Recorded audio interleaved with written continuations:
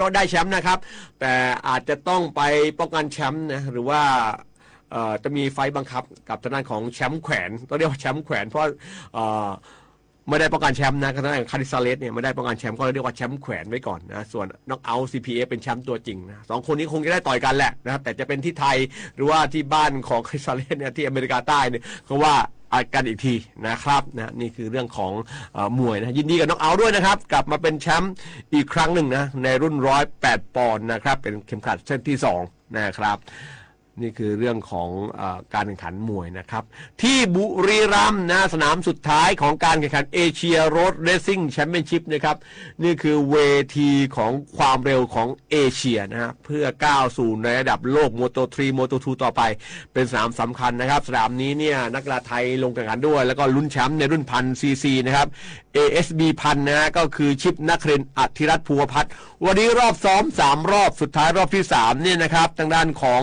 ชิปนครินทร์อธิรัตน์ภูวพัฒน์นะครับจาก Honda Racing Thailand นะธรรมดาอันดับต่อรอบอันดับที่2นะครับดีที่สุด1นาที 35.745 นาทีนะครับ1นาที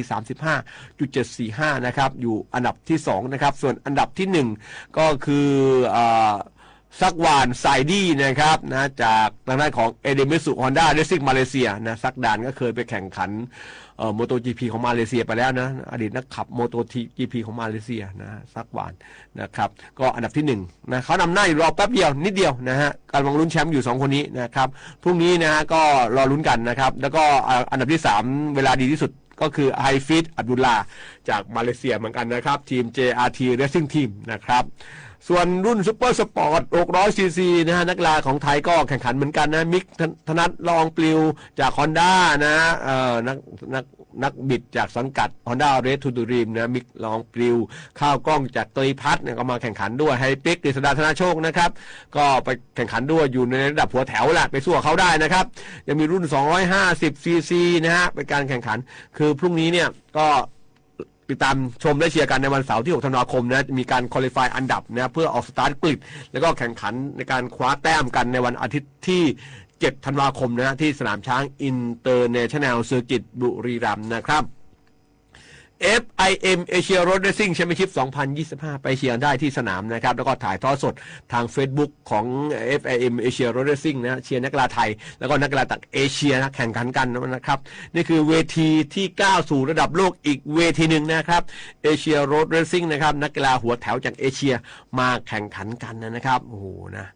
มีไทยมาเลเซียอินโดนีเซียนะญี่ปุ่นนี่นะครับมาลุ้นแข่งขันกันแล้วเราได้ลุ้นแชมป์ในรุ่น SB พันนะทางด้านของชิปนครินทร์นะกำลังลุ้นอยู่นะครับฟุตบอลนี่จบไปแล้วนะฟิลิปปินส์ชนะ 2-0 นะครับนะฟุตบอลซีเกมนะครับส่วนโปรแกรมการแข่งขันฟุตบอลเลือดกีฬาซีเกมก็พรุ่งนี้รอติดตามกันนะครับโมซาลามีข่าวว่าซาอุดิอาระเบียยื่นข้อเสนอซื้ออีกครั้งหนึ่งหลังจากที่เห็นโมซาลาเป็นตัวสำรอง2นัดนะครับนะรอติดตามกันนะครับส่วนซงฮึงมินนะครับจะมาลาทีมสเปอร์ในวันที่9ธันวาคมในการเจอกับซาลาเวียปรากนะสเปอร์จะมาลานะครับยาลาจะเป็นทางการหลังจากอยู่สเปอร์มานานนะครับสเปอร์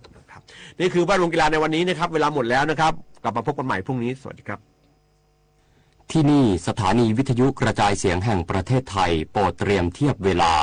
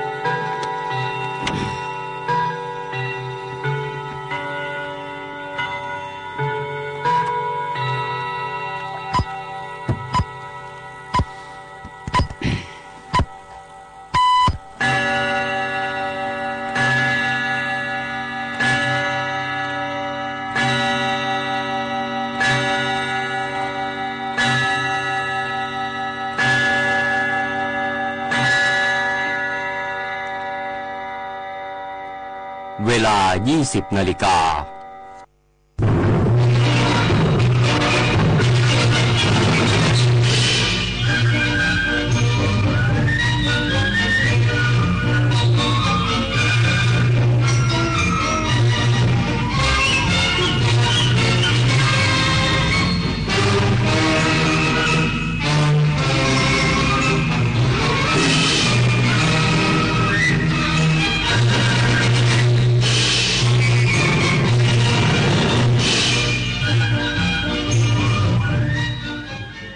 ที่นี่สถานีวิทยุกระจายเสียงแห่งประเทศไทยต่อไปเสนอข่าวซึ่งมีหัวข้อข่าวดังนี้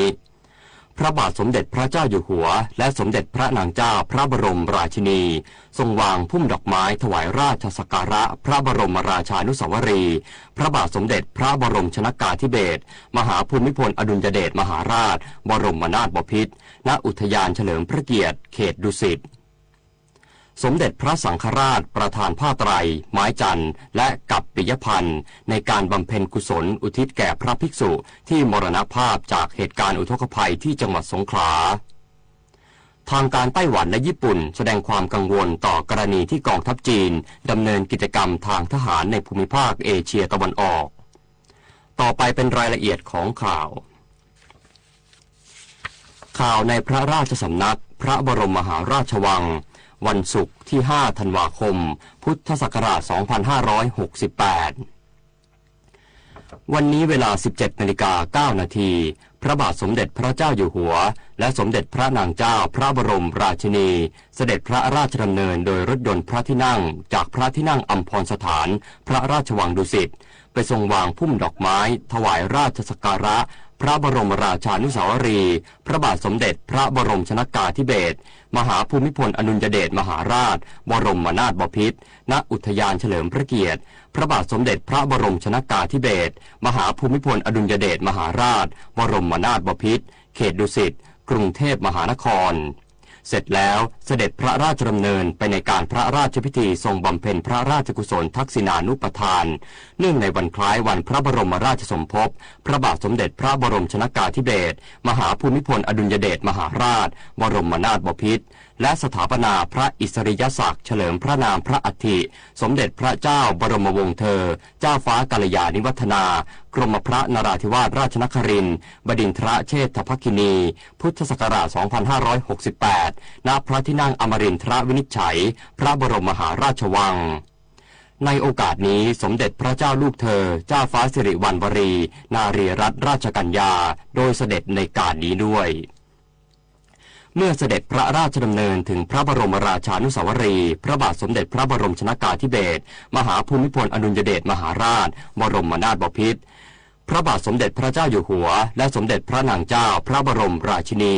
ทรงวางพุ่มดอกไม้ทรงจุดธูปเทียนเครื่องราชสักการะทองทิศและทรงจุดธูปเทียนเครื่องทองน้อยถวายราชสักการะทรงกราบสมเด็จพระเจ้าลูกเธอเจ้าฟ้าสิริวัณวรีนารีรัตนราชกัญญาทรงวางพุ่มดอกไม้ทรงจุดธูปเทียนเครื่องทองน้อยถวายราชสักการะทรงกราบเสร็จแล้วประทับรถยนต์พระที่นั่งเสด็จพระราชดำเนินไปในการพระราชพิธีทรงบำเพ็ญพระราชกุศลทักษิณานุปทานเนื่องในวันคล้ายวันพระบรมราชสมภพพระบาทสมเด็จพระบรมชนกาธิเบศรมหาภูมิพลอดุลยเดชมหาราชบรมนาถบพิตรและสถาปนาพระอิสริยศักดิ์เฉลิมพระนามพระอัฐิสมเด็จพระเจ้าบรมวงศ์เธอเจ้าฟ้ากัลยาณิวัฒนากรมพระนราธิวาสราชนครินทร์บดินทรเชษฐภคินีพุทธศักราช 2568 ณ พระที่นั่งอมรินทรวินิจฉัยพระบรมมหาราชวังเวลา 17:32 นาทีพระบาทสมเด็จพระเจ้าอยู่หัวและสมเด็จพระนางเจ้าพระบรมราชินีเสด็จพระราชดำเนินไปในการพระราชพิธีทรงบำเพ็ญพระราชกุศลทักษิณานุปทานเนื่องในวันคล้ายวันพระบรมราชสมภพพระบาทสมเด็จพระบรมชนกาธิเบศรมหาภูมิพลอดุลยเดชมหาราชบรมนาถบพิตรและสถาปนาพระอิสริยศักดิ์เฉลิมพระนามพระอัฐิสมเด็จพระเจ้าบรมวงศ์เธอเจ้าฟ้ากัลยาณิวัฒนากรมพระนราธิวาสราชนครินทร์บดินทรเชษฐภคินีพุทธศักราช 2568 ณ พระที่นั่งอมรินทรวินิจฉัยพระบรมมหาราชวังในการนี้สมเด็จพระกนิษฐาธิราชเจ้ากรมสมเด็จพระเทพรัตนราชสุดาเจ้าฟ้ามหาจักรีสิรินธรมหาวชิราลงกรณ์บวรราชภักดีสิริกิจการิณีพีรยพัฒน์รัตศรีมาคุณากรปิยชาติสยามบรมราชกุมารีสมเด็จพระเจ้าน้องนางเธอเจ้าฟ้าจุฬาภรณ์วลัยลักษณ์อัครราชกุมารีกรมพระศรีสว่างควัตวรคติยราชนารีและท่านผู้หญิงสิริกิติยาเจนเซ่นเฝ้าทูลละอองธุลีพระบาทรับเสด็จณพระที่นั่งอมรินทรวินิจฉัยพระบรมมหาราชวัง เมื่อเสด็จพระราชดำเนินถึงพระที่นั่งอมรินทรวินิจฉัยพระบาทสมเด็จพระเจ้าอยู่หัวทรงจุดธูปเทียนเครื่องนมัสการพานทอง2 ชั้นบูชาพระพุทธปฏิมาชัยวัดรัชกาลที่9พระพุทธมหาราชฉะปริวัติและพระพุทธรูปประจำพระชนมวาลของพระบรมอัฐิพระบาทสมเด็จพระบรมชนกาธิเบศรมหาภูมิพลอดุลยเดชมหาราชบรมนาถบพิตรพระพุทธรูปประจำพระชนมวาลของพระบรมอัฐิพระบาทสมเด็จพระปรเมนทรมหาอานันทมหิดลพระอัฏฐมรามาธิบดินทร์พระพุทธรูปประจำพระชนมวาลของพระอัฐิสมเด็จพระมหิตลาธิเบศรอดุลยเดชวิกรมพระบรมราชชนกพระพุทธรูปประจำพระชนมวาลของพระอัฐิสมเด็จพระศรีนครินทราบรมราชชนนีและพระพุทธรูปประจำพระชนมวาลของพระอัฐิสมเด็จพระเจ้าพี่นางเธอเจ้าฟ้ากาลยาณิวัฒนากรมหลวงนราธิวาสราชนครินทร์ที่หน้าพระที่นั่งบุษบกมาลาทรงกราบทรงจุดธูปเทียนเครื่องราชสักการะทองลงยาราชาวดีและทรงจุดธูปเทียนเครื่องทองน้อยกราบถวายบังคมพระบรมอัฐิพระบาทสมเด็จพระบรมชนกาธิเบศรมหาภูมิพลอดุลยเดชมหาราชบรมนาถบพิตรพระบาทสมเด็จพระปรเมนทรมหาอานันทมหิดลพระอัฏฐมรามาธิบดินทร์และพระอัฐิสมเด็จพระมหิตลาธิเบศรอดุลยเดชวิกรมพระบรมราชชนกสมเด็จพระศรีนครินทราบรมราชชนนีและสมเด็จพระเจ้าพี่นางเธอเจ้าฟ้ากาลยาณิวัฒนากรมหลวงนราธิวาสราชนครินทร์ซึ่งประดิษฐานที่หน้าพระแท่นพระนพปดลมหาเสวตฉัตรสมเด็จพระนางเจ้าพระบรมราชินีทรงจุดธูปเทียนเครื่องราชสักการะทองลงยารองและทรงจุดธูปเทียนเครื่องทองน้อยกราบถวายบังคมพระบรมอัฐิและพระอัฐิทรงกราบเสร็จแล้วพระบาทสมเด็จพระเจ้าอยู่หัวทรงพระกรุณาโปรดเกล้าโปรดกระหม่อมให้อาลักษ์กองอาลักษ์และเครื่องราชอิสริยาภรณ์สำนักเลขาธิการคณะรัฐมนตรี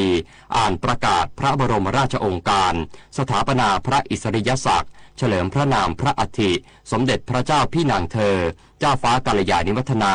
กรมหลวงนราธิวาสราชนครินทร์เป็นสมเด็จพระเจ้าบรมวงศ์เธอเจ้าฟ้ากาลยาณิวัฒนากรมพระนราธิวาสราชนครินทร์บดินทราเชษฐภคินีเมื่ออาลักษ์อ่านประกาศพระบรมราชโองการสถาปนาพระอิสริยศักดิ์จบพระสงฆ์เจริญชัยมงคลคาถาชาวพนักงานลั่นคล้องชัยประโคมสังแตรดุริยางค์อาลักษ์เชิญพานหีบพระสุพรรณบัตรทูลเกล้าทูลกระหม่อมถวายเบื้องหน้าพระโกฐพระอัฐิสมเด็จพระเจ้าบรมวงศ์เธอเจ้าฟ้ากาลยาณิวัฒนากรมพระนราธิวาสราชนครินทร์บดินทราเชษฐภคินีพระบาทสมเด็จพระเจ้าอยู่หัว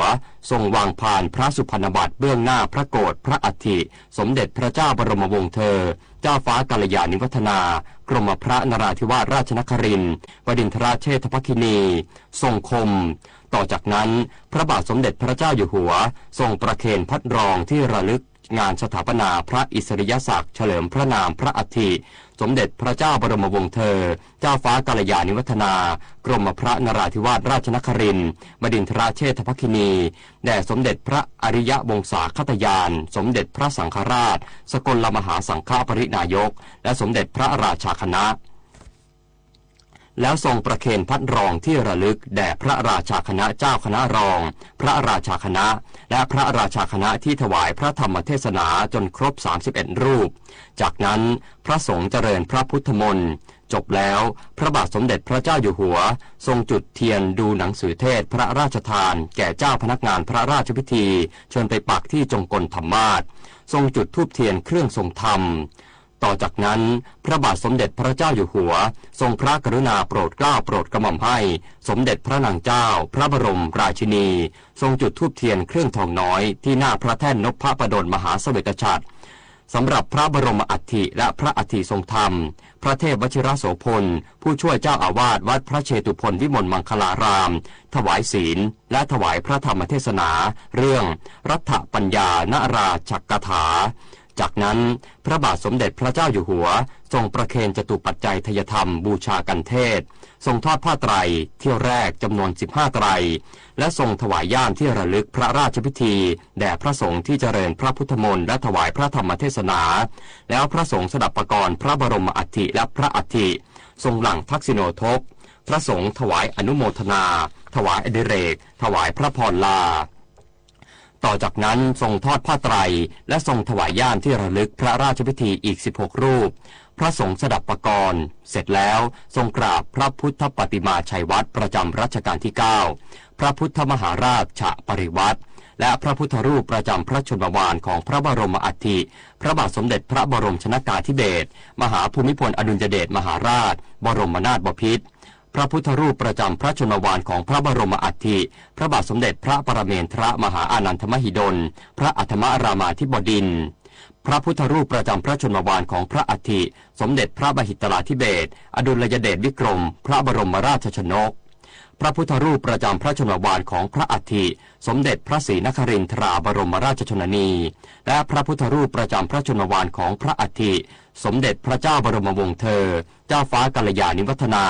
กรมพระนราธิวาสราชนครินทร์บดินทรเชษฐภคินีที่หน้าพระที่นั่งบุษบกมาลาและทรงกราบถวายบังคมพระบรมอัฐิและพระอัฐิที่หน้าพระแท่นนพปดลมหาเสวตฉัตรทรงรับการถวายความเคารพของผู้มาเฝ้าทูลละอองธุลีพระบาทแล้วเสด็จออกจากพระที่นั่งอมรินทรวินิจฉัยไปประทับรถยนต์พระที่นั่งเสด็จพระราชดำเนินกลับสมเด็จพระเจ้าบรมวงศ์เธอเจ้าฟ้ากัลยาณิวัฒนากรมพระนราธิวาสราชนครินทร์บดินทรเชษฐภคินี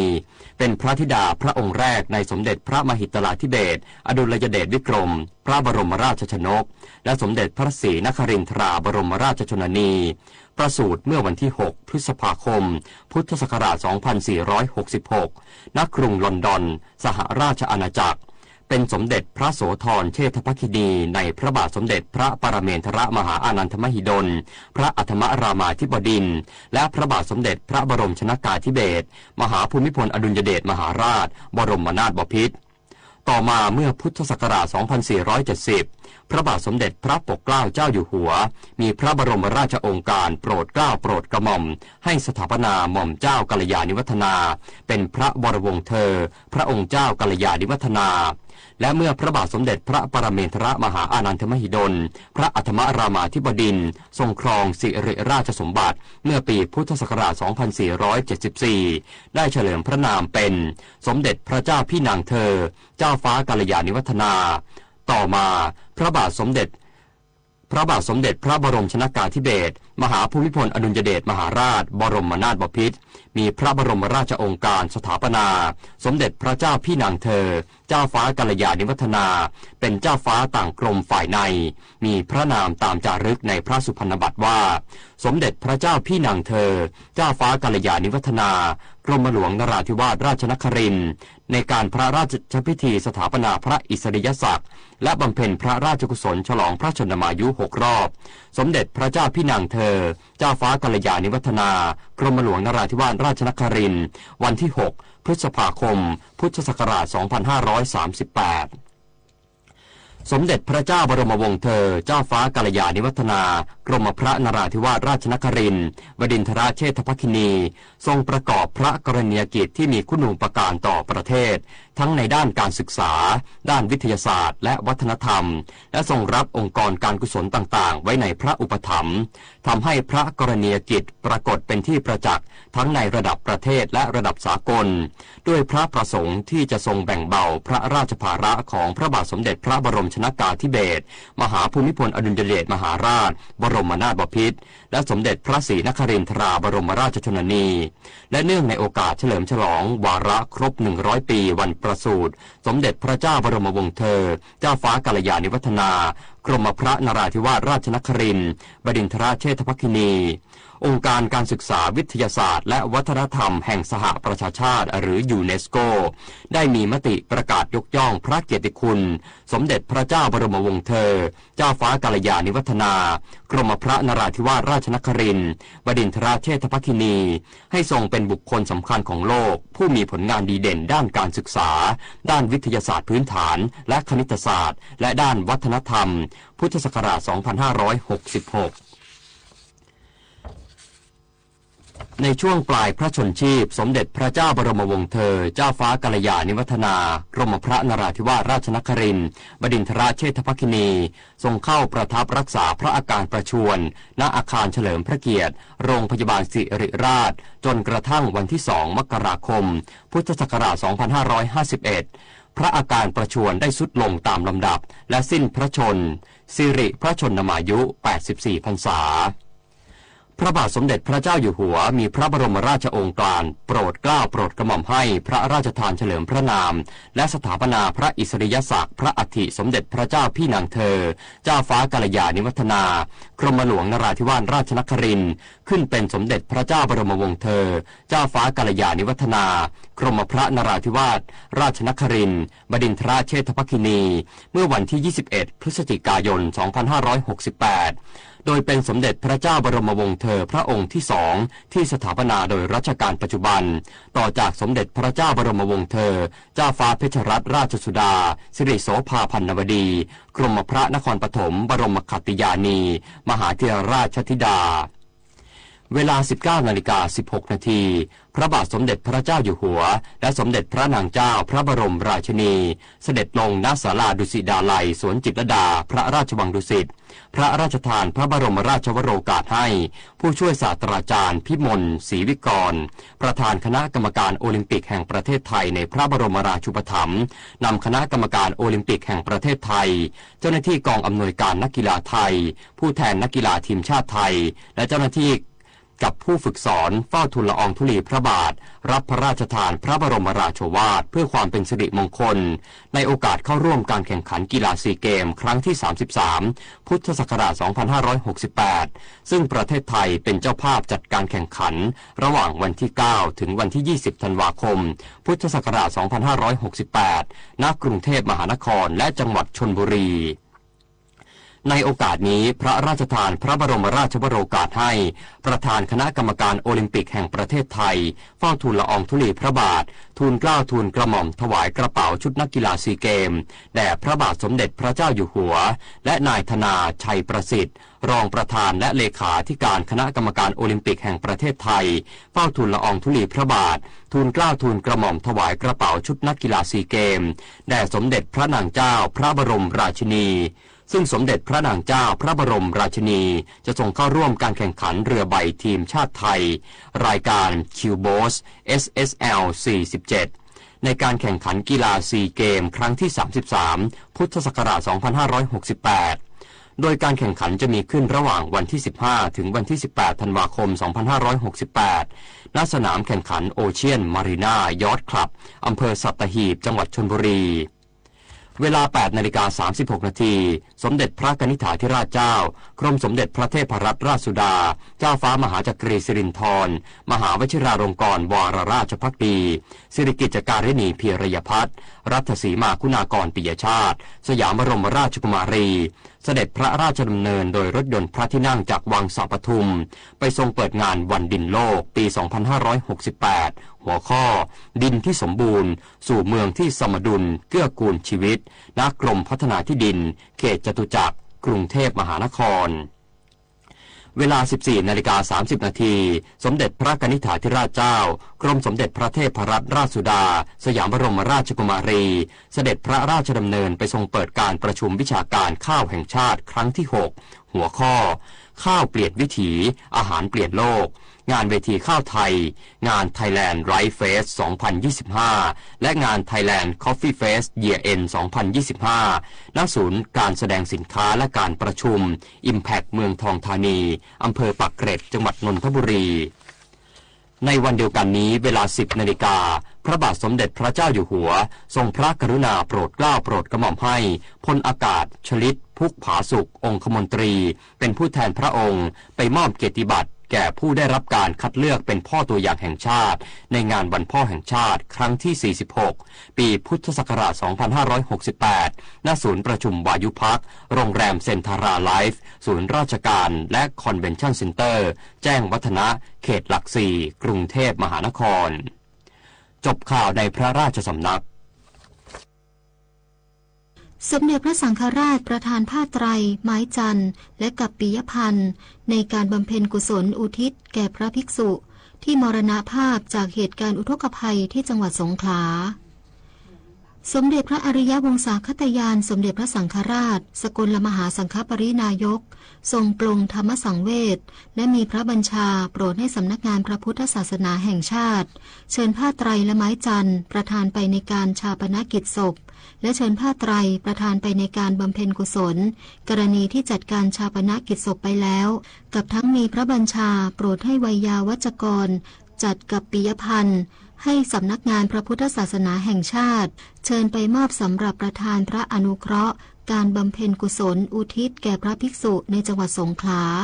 ซึ่งถึงมรณภาพจากการถูกกระแสน้ำพัดพาและจมน้ำในเหตุการณ์อุทกภัยภาคใต้จำนวน4 รูปละ10,000 บาทตลอดทั้งวันที่ผ่านมาประชาชนจำนวนมากร่วมวางพานพุ่มดอกไม้ถวายบังคมพระบรมราชานุสาวรีย์พระบาทสมเด็จพระบรมชนกาธิเบศรมหาภูมิพลอดุลยเดชมหาราชบรมนาถบพิตรณอุทยานเฉลิมพระเกียรติเนื่องในวันคล้ายวันพระบรมราชสมภพอย่างต่อเนื่องบรรยากาศที่อุทยานเฉลิมพระเกียรติพระบาทสมเด็จพระบรมชนกาธิเบศรมหาภูมิพลอดุลยเดชมหาราชบรมนาถบพิตรที่ในวันนี้สำนักพระราชวังได้เปิดให้ประชาชนเข้าวางพานพุ่มถวายบังคมพระบรมราชานุสาวรีย์พระบาทสมเด็จพระบรมชนกาธิเบศรมหาภูมิพลอดุลยเดชมหาราชบรมนาถบพิตรเนื่องในวันคล้ายวันพระบรมราชสมภพวันชาติและวันพ่อแห่งชาติวันที่ 5 ธันวาคม 2568 ตลอดทั้งวันมีประชาชนเดินทางมาร่วมแสดงความจงรักภักดีอย่างไม่ขาดสายนางสาวสศิพินสุขอารมณ์กล่าวว่ารู้สึกสำนึกในพระมหากรุณาธิคุณของพระองค์ที่ทรงมีพระเมตตาให้กับประสบกนิกรไทยมาโดยตลอดรู้สึกปรับปลื้มเหมือนเดิมเหมือนทุกปีที่เคยมานะคะถ้ามีโอกาสมาทีไรเห็น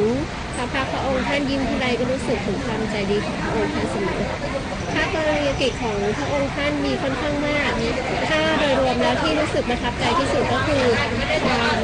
มีพระเมตตาของท่านที่มีต่อประสบนิกรทุกท่านนะคะก็คือจะผ่านออกมาทางรอยยิ้มของท่านซึ่งเรารู้สึกได้ว่าท่านมีพระเมตตามากจริงๆด้านนางสาวบุญญาณีคำโพชากล่าวว่าเดินทางมาวางพานพุ่มถวายบังคมพระบรมราชานุสาวรีย์ปีละ2 ครั้งคือในวันที่ 13 ตุลาคมและ 5 ธันวาคมเพราะสำนึกในพระมหากรุณาธิคุณของพระองค์ก็สำนึกในพระมหากรุณาธิคุณของพระองค์ท่านตลอดปีหนึ่งก็จะมา2 ครั้งค่ะวันที่ 13 ตุลาแล้วก็วันที่ 5 ธันวาก็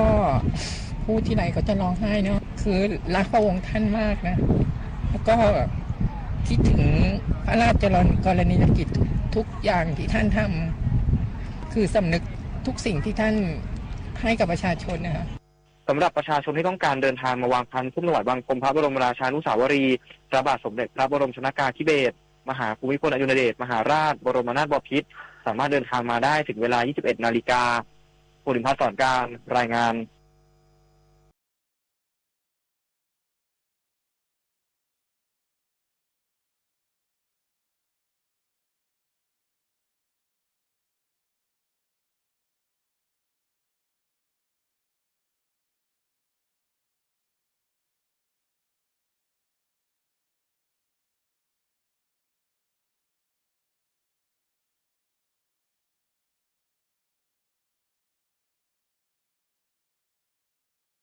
ชีวิตมนุษย์มีสุขมีทุกข์ดีใจเสียใจผ่านอุปสรรคและปัญหามากมายในแต่ละวันสงบนิ่งแล้วย้อนมองตัวเองวันนี้วันพระน้อมนำธรรมะสู่ชีวิตเตือนสติคนไทยทั้งชาติสถานีวิทยุกระจายเสียงแห่งประเทศไทย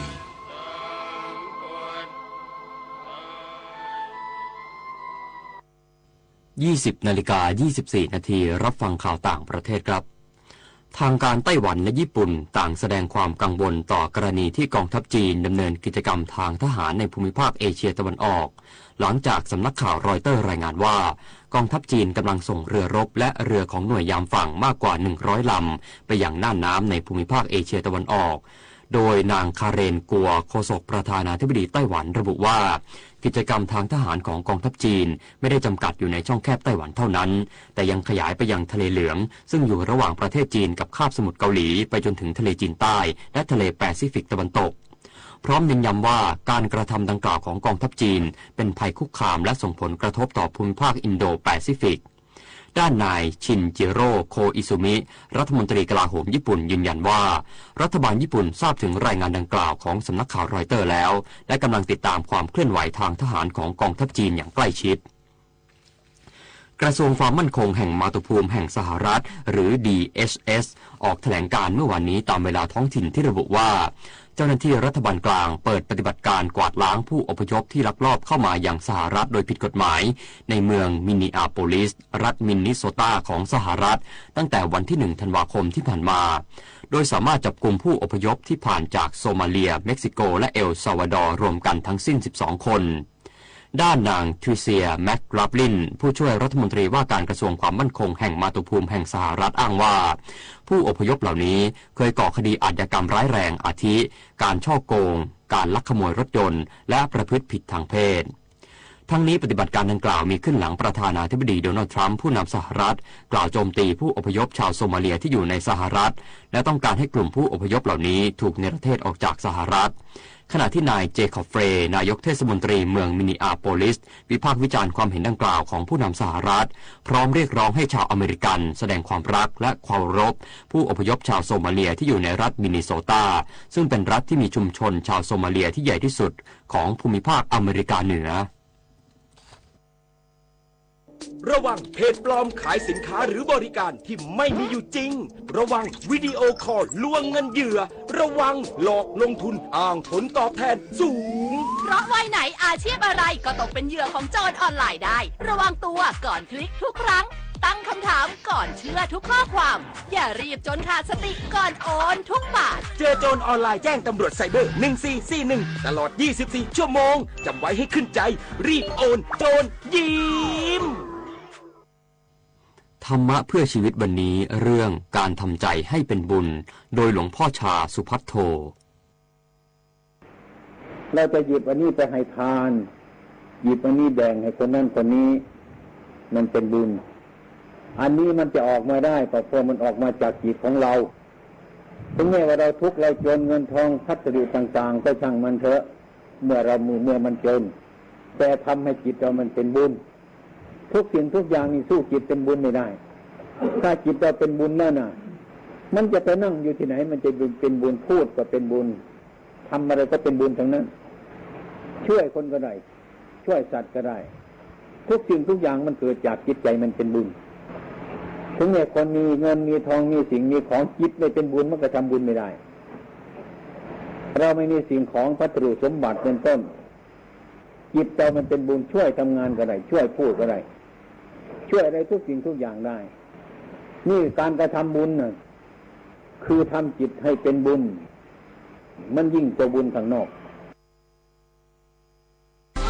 คนละครึ่ง plus รู้ไหมใช้อะไรได้บ้างใช้ซื้อสินค้าอาหารเครื่องดื่มบริการนวดสปาทำเล็บทำผมขนส่งสาธารณะแต่เดี๋ยวก่อนถ้าจะนำไปใช้ซื้อสลากกินแบ่งรัฐบาลเครื่องดื่มแอลกอฮอล์ผลิตภัณฑ์ยาสูบบัตรกำนันบัตรเงินสดแบบนี้ไม่ได้นะครับที่สำคัญต้องจ่ายตามจริงห้ามถอนเป็นเงินสดห้ามรับแลกสินค้าหรือบริการคืนเป็นเงินสดนะคะดูรายละเอียดเพิ่มเติมได้ที่ www.konlakringplus.comคนเราเมื่อมาอยู่ร่วมกันเป็นสังคมเป็นประเทศย่อมมีความขัดแย้งเกิดขึ้นบ้างเป็นปกติความสงบสุขของประเทศจึงไม่ได้เกิดจากการที่ไม่มีความขัดแย้งแต่อยู่ที่เมื่อเกิดความขัดแย้งขึ้นคราวใดก็สามารถคลี่คลายลงได้ด้วยความยุติธรรมพระบรมราโชวาทพระบาทสมเด็จพระเจ้าอยู่หัวจบข่าวจุฑามาสรักษาพันธ์บรรณาธิการข่าวดลยาวารีเดชใจและชโลธรจัญญาอ่าน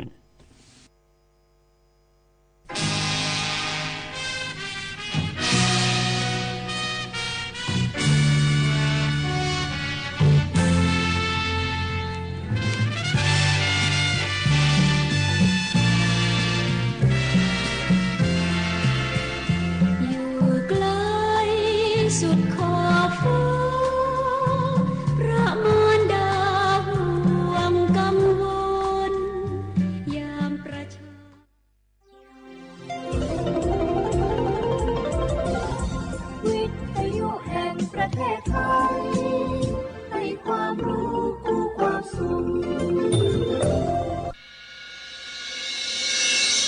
สถานีวิทยุกระจายเสียงแห่งประเทศไทยจังหวัดเชียงใหม่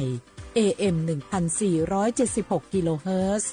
สถานีวิทยุภาคภาษาชาติพันธุ์แห่งเดียวในประเทศไทยที่มีความทันสมัยเชื่อถือได้สร้างอัตลักษณ์กลุ่มชาติพันธุ์สู่สากล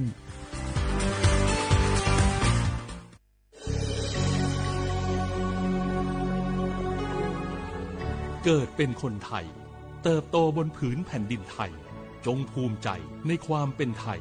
ชาติไทยเรานั้นนับเป็นชาติที่มีความเป็นมาเก่าแก่ยาวนานเรามีภาษา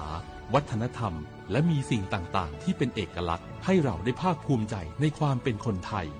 เราควรเห็นคุณค่าและมีความรักชาติหวงแหนแผ่นดินอันเป็นมรดกของบรรพชน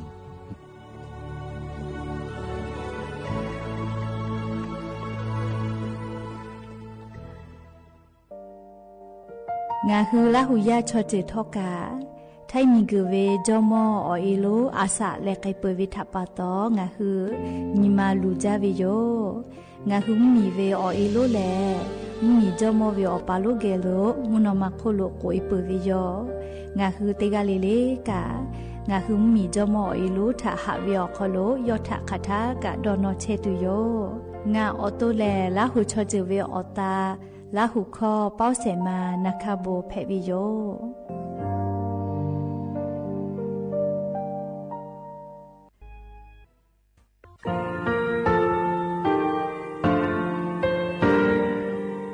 งาคือมีติปิเพกาวิเชแล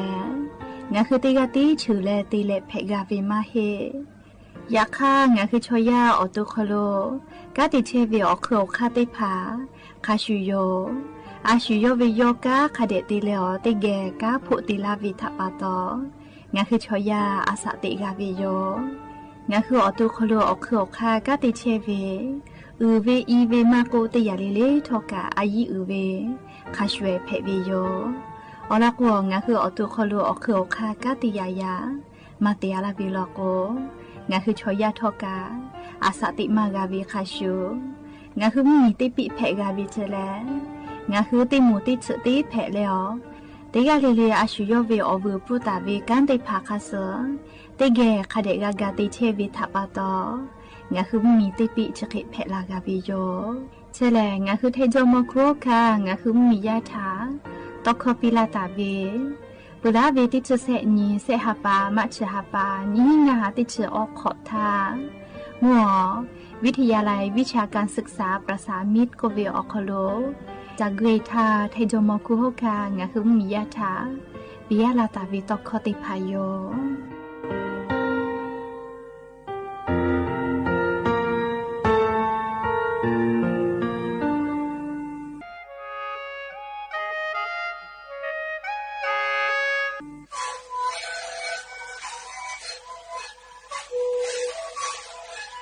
ชริกูมาคือยาแก้เชื้อเวออกข้าวเชื้อและหุเข้าตะกัวออกทีจังหวัดที่ไหนเอ็นนาบา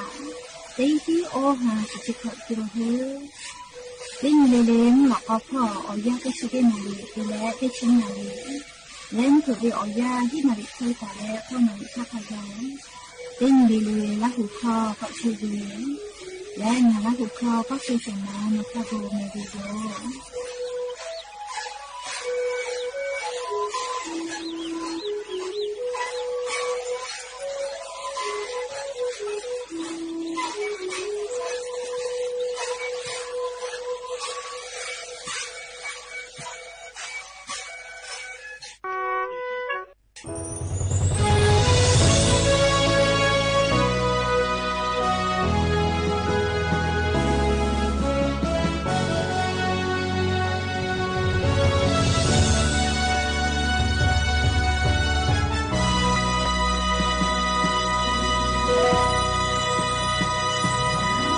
ช่วยทา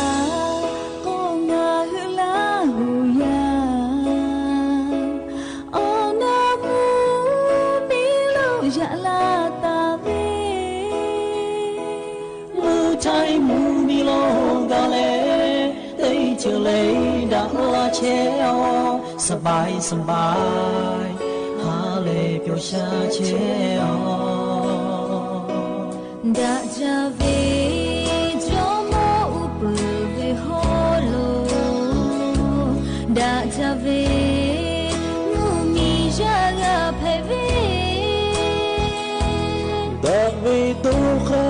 jabi mumi upu vidaja susu hosu tak sabi jomoyo Hamita mumi jata jabi jomoyo kukapi kaya yata kaya pejami yang bishi Namu kero shoma chero eto Yoma yuoko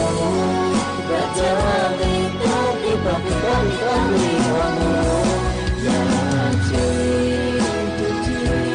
Ohai ohai Chakora Yabe Ejuku Kapai Bishi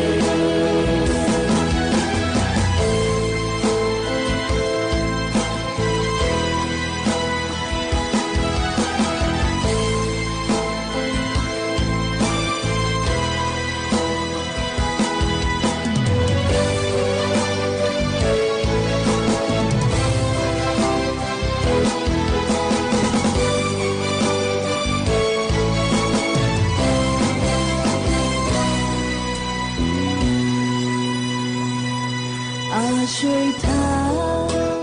那个拉乌呀，哦那不米路呀拉达贝，乌台木米路达嘞，得就嘞达拉切哦，สบายสบาย哈嘞表下切哦，大家别。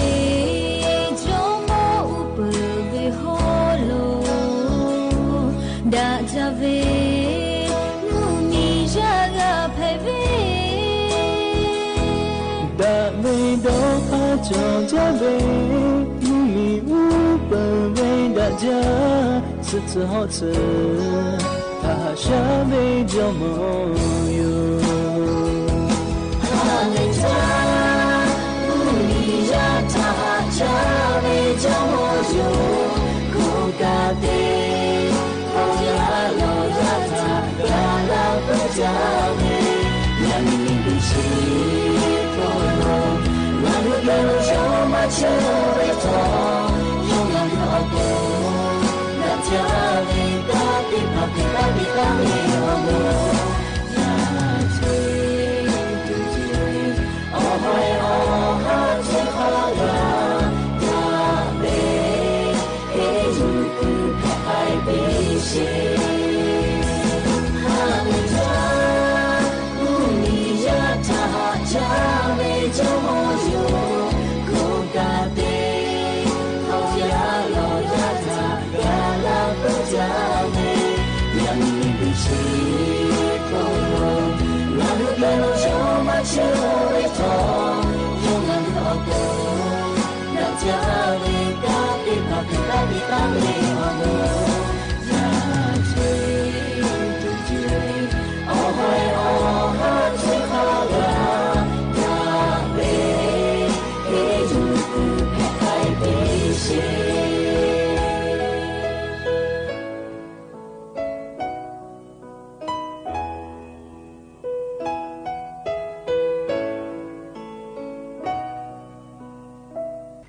Obu da javiyo ya pha te po thoka da javiyo ya cho khlo nga khu te po ko ga mi la leo cho pa u pa lu che ta vio vio ni la hu ya te pha geo rai ka obu da ja khlo o kho ga ko ka da ke che vi tha pa to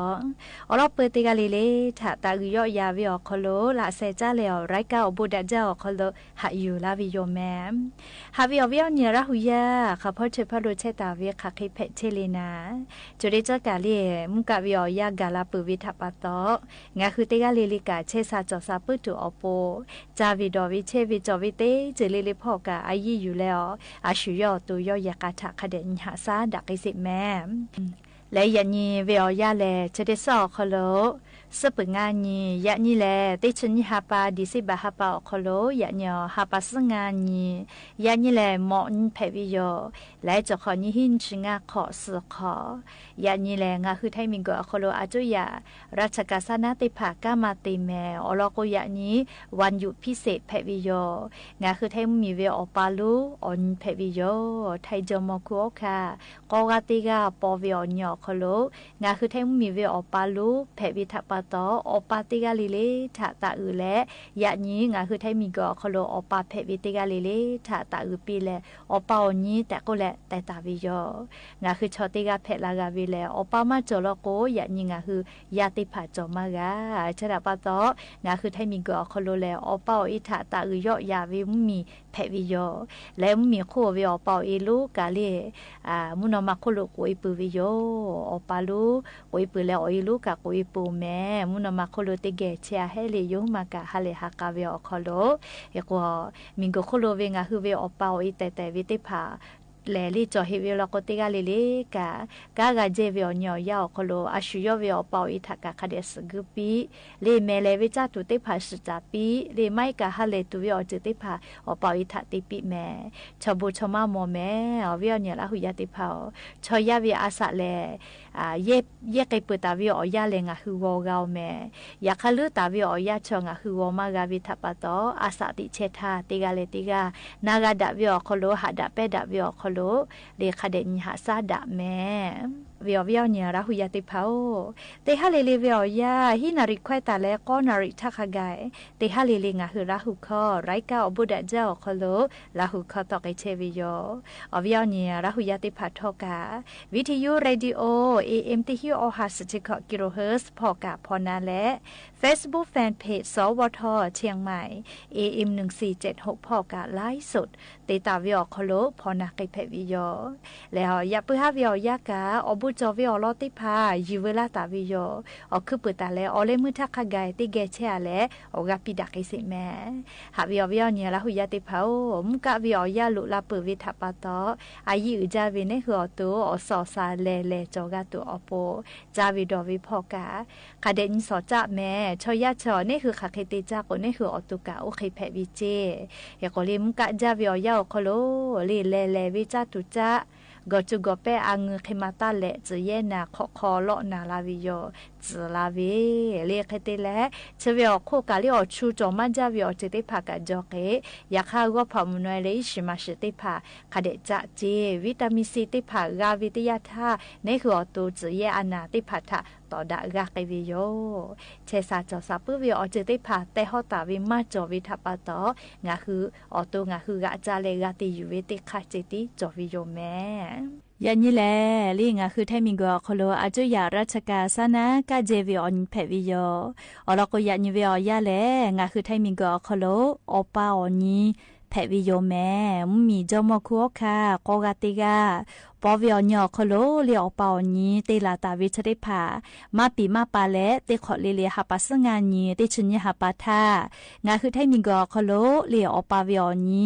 วันพ่อแห่งชาติก็และเตลาตาวิโยแมอวิอนีละหุยาติกาลิเลกะยะนิเวอยาเลเลอาชุยอยกะขอยาอยู่และยกะขอปออีเลยะปายามีสกเวมาโกยะปายามีเลอืลาวิลก็ปอยะก็สกปีเลยาชมติผัดชมจาละก็ยาก็เพวิเจเขก็วากุกะติปื้จาโลเมลิชมชนิมาอีปื้เวเลเขก็อวิอนีละหุยาติภากาเลกาเจเวอญอยาลโก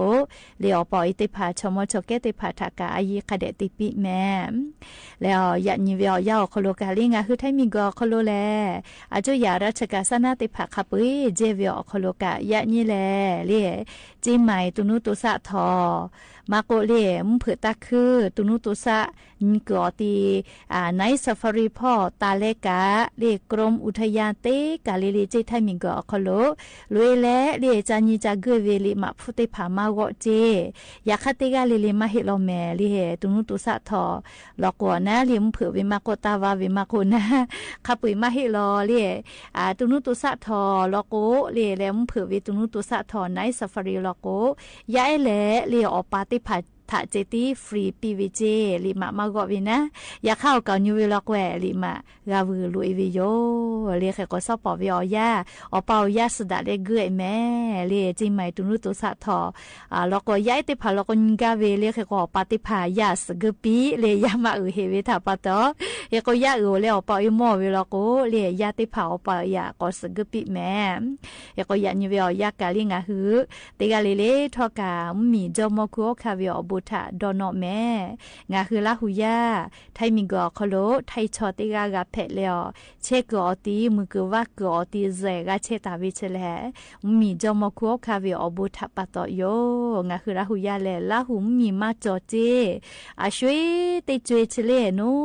ที่เบมมีอติเวลาเลองาคือลาหุยาเลทอกานอกาเตเลพอกยาเวเลติหมูให้ปั๊มมีอลุยเว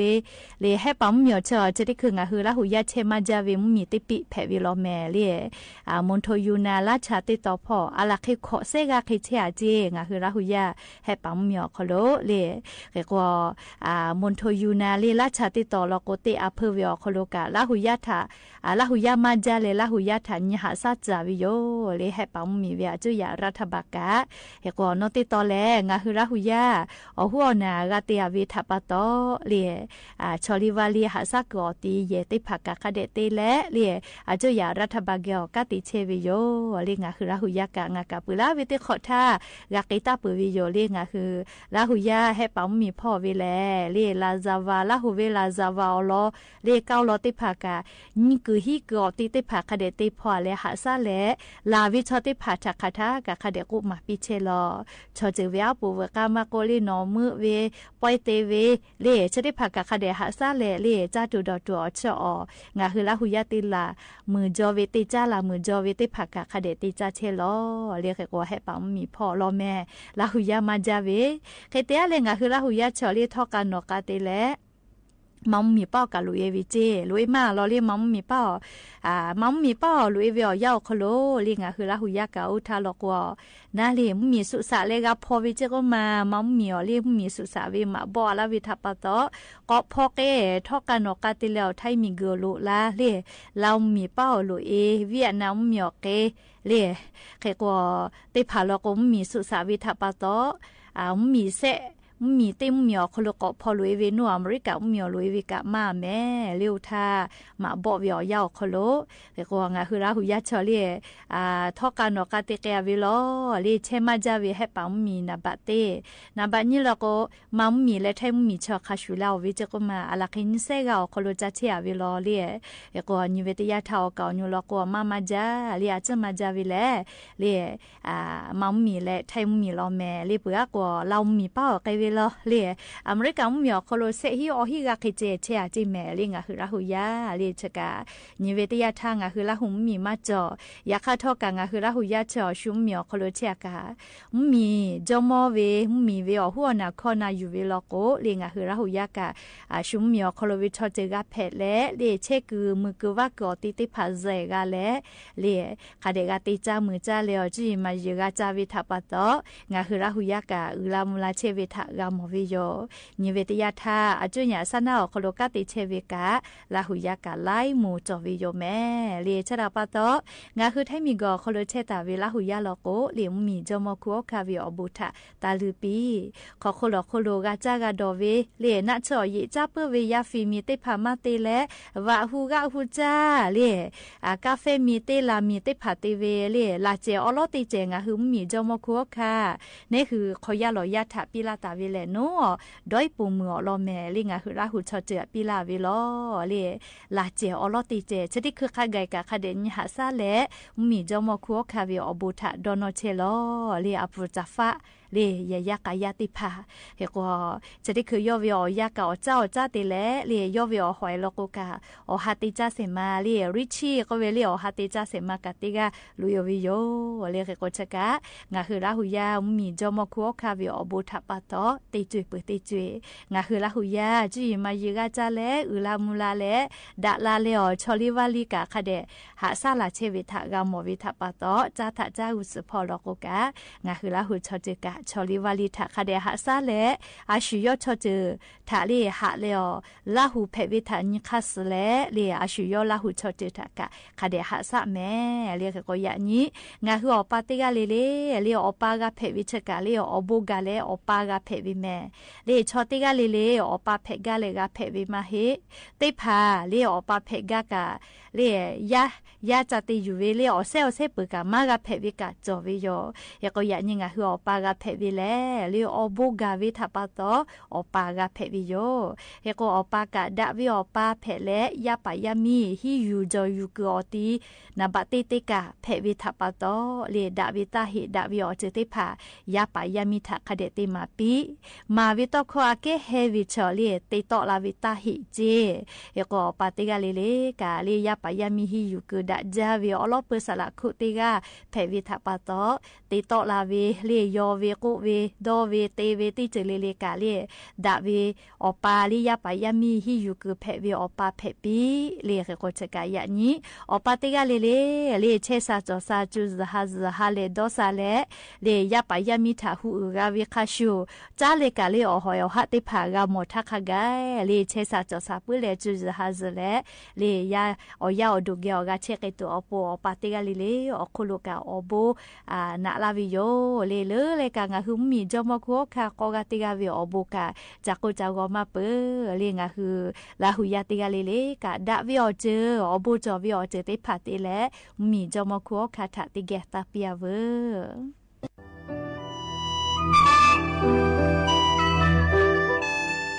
เชเดตอ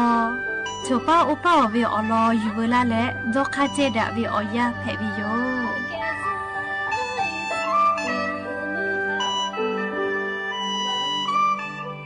เอาวิ่งเราอยากจะเขาอย่างนี้คงจะเฮ้ยจะมาพอเวลนี่ก็ล้อเตี้ยเลยกับจอดาหอดาเลยหาตาเป็ดดาวเขาโลจะมาเชื่อสัตว์สัตว์ตัวพงเตี้ยเลยกับปูเตี้ยปูหลอกเตี้ยเลยกับเชื่อสัตว์สัตว์ปีอย่างนี้เอาไปอย่างนี้เอาไปอย่างนี้เพลสัปดาห์เตี้ยเลยกับขณะเชื่อสัตว์สัตว์สัตว์เลยปูสิเขาโลเตี้ยเลยขัดจับปีเตี้ยเลยกับเชื่อสัตว์สัตว์ปี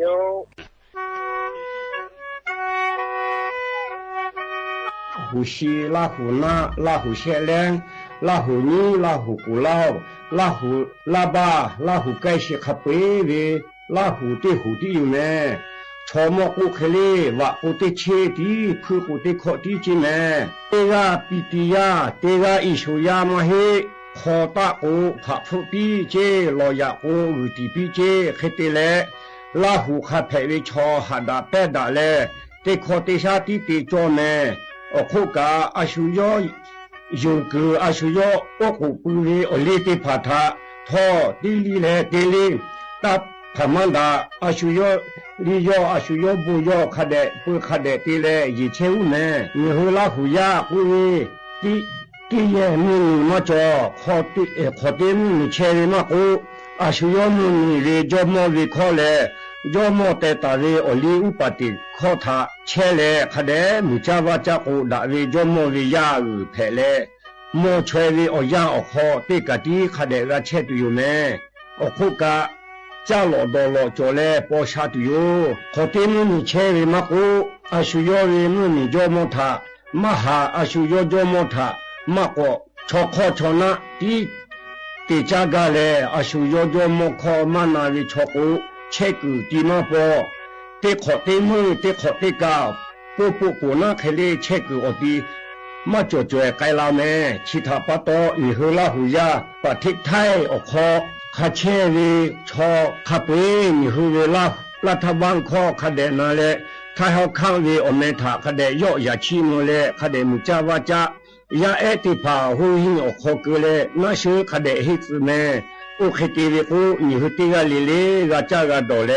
ยาเอติปะทอจุยิอุลากุนิหุลาหุยาชุทะชุลาวิติยัง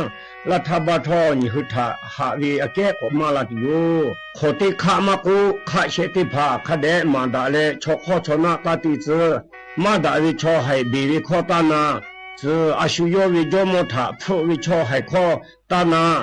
โอเควีอจุติภานิหุลาหุยาวิกามาหิเมอวิอนิติภาโอชมกุตาลาวิคิมะเกสึเกคุชุชอตัมเจขจิอายุกุขอชุโยเฮนายกเล ข้อบาโลนี่ข้อเชจ้ามือเลยมากกะกุลุพอยจิแม่ชอสึกูอุผู้เจวอสึกูเมผู้เจชิเตข้อซึกอเคอวิอนีลาหุยาติปาทะชอให้ชอมากะมุตุทะอุลาวิโยชิติปอจะลออวิอนีทะตอยอลาวิเลชิเจติชีอวิอนีติกะลิเลโคเชชะปิว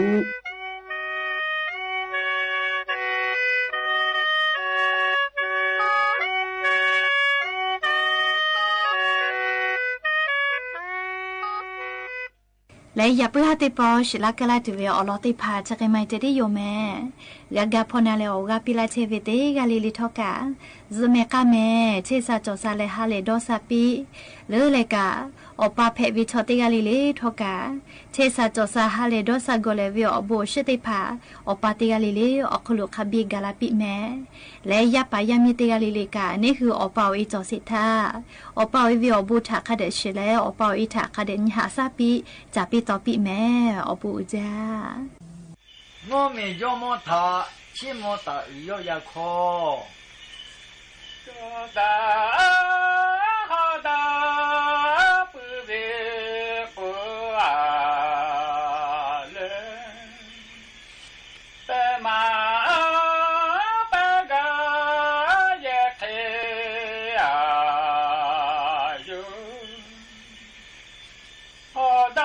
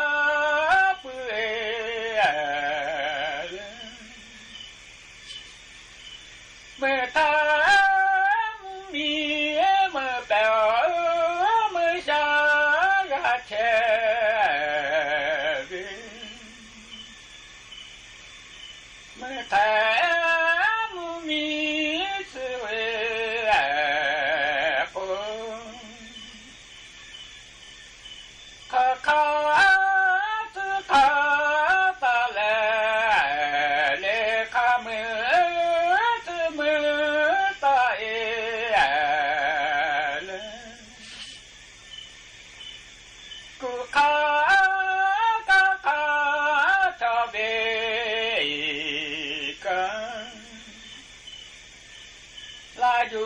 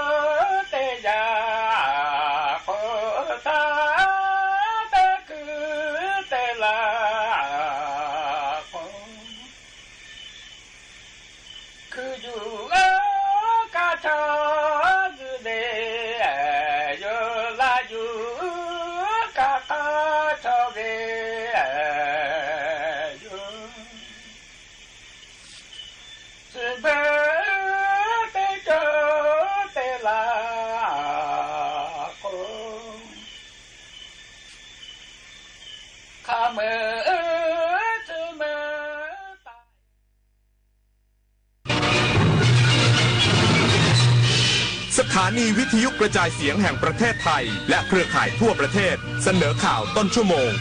รู้เร็วรู้จริงเกาะติดทุกสถานการณ์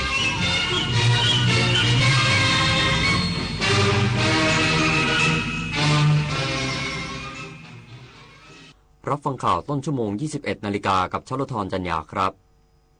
กรมอุทยานแห่งชาติสัตว์ป่าและพันธุ์พืชเตรียมประกอบพิธีบวงสรวงตัดไม้จันหอมวันพรุ่งนี้อีกสักครู่กลับมาติดตามรายละเอียดครับในทุกช่วงชีวิตของลูกพ่อคือคนที่ยืนอยู่ข้างหลังในวันที่เราก้าวสู่ความสำเร็จร่วมระลึกถึงพระคุณพ่อ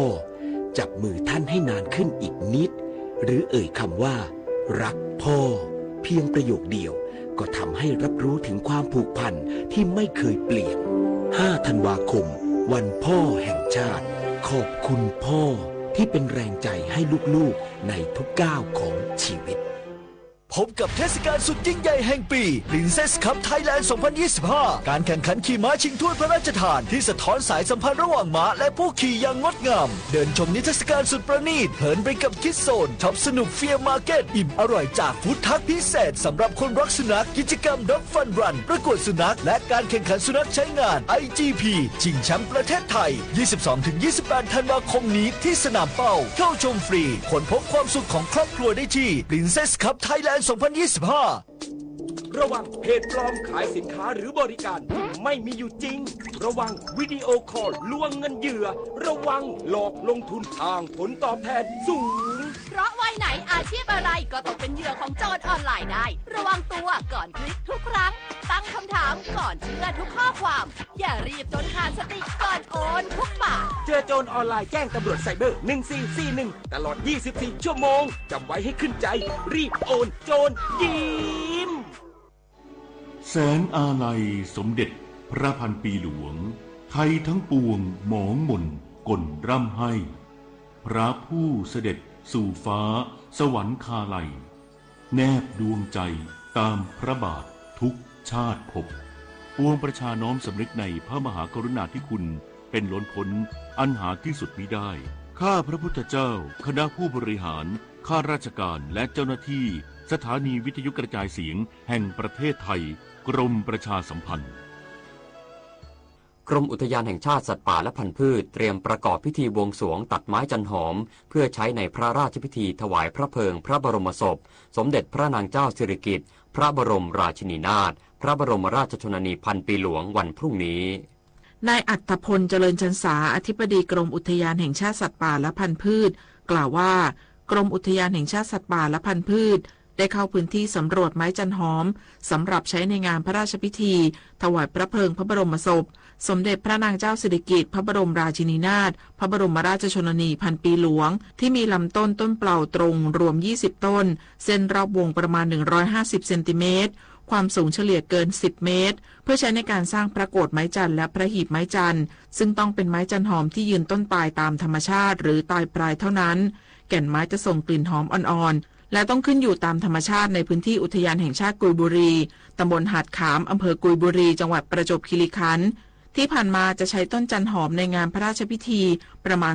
12-14 ต้นขึ้นอยู่กับการคัดเลือกของกรมศิลปากรเพราะใช้ประโยชน์ได้ทั้งต้นนอกจากทำพระโกฐจันทร์แล้วยังใช้ทำฟืนไม้จันทร์เป็นเชื้อเพลิงวางซ้อนกันบนพระจิตกาธานการประดิษฐ์ดอกไม้จันทร์และการใช้ประโยชน์อื่นๆตามโบราณราชประเพณีโดยวันพรุ่งนี้เวลา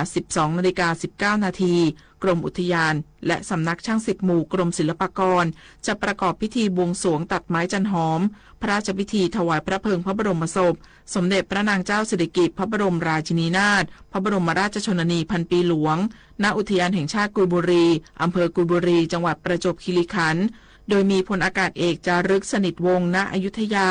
รองสมุหราชองครักษ์เป็นประธานในพิธีทั้งนี้กรมอุทยานแห่งชาติสัตว์ป่าและพันธุ์พืชจะดำเนินการแปรรูปในพื้นที่ตามขนาดและจำนวนไม้ที่นายช่าง10หมู่กรมศิลปากรกำหนด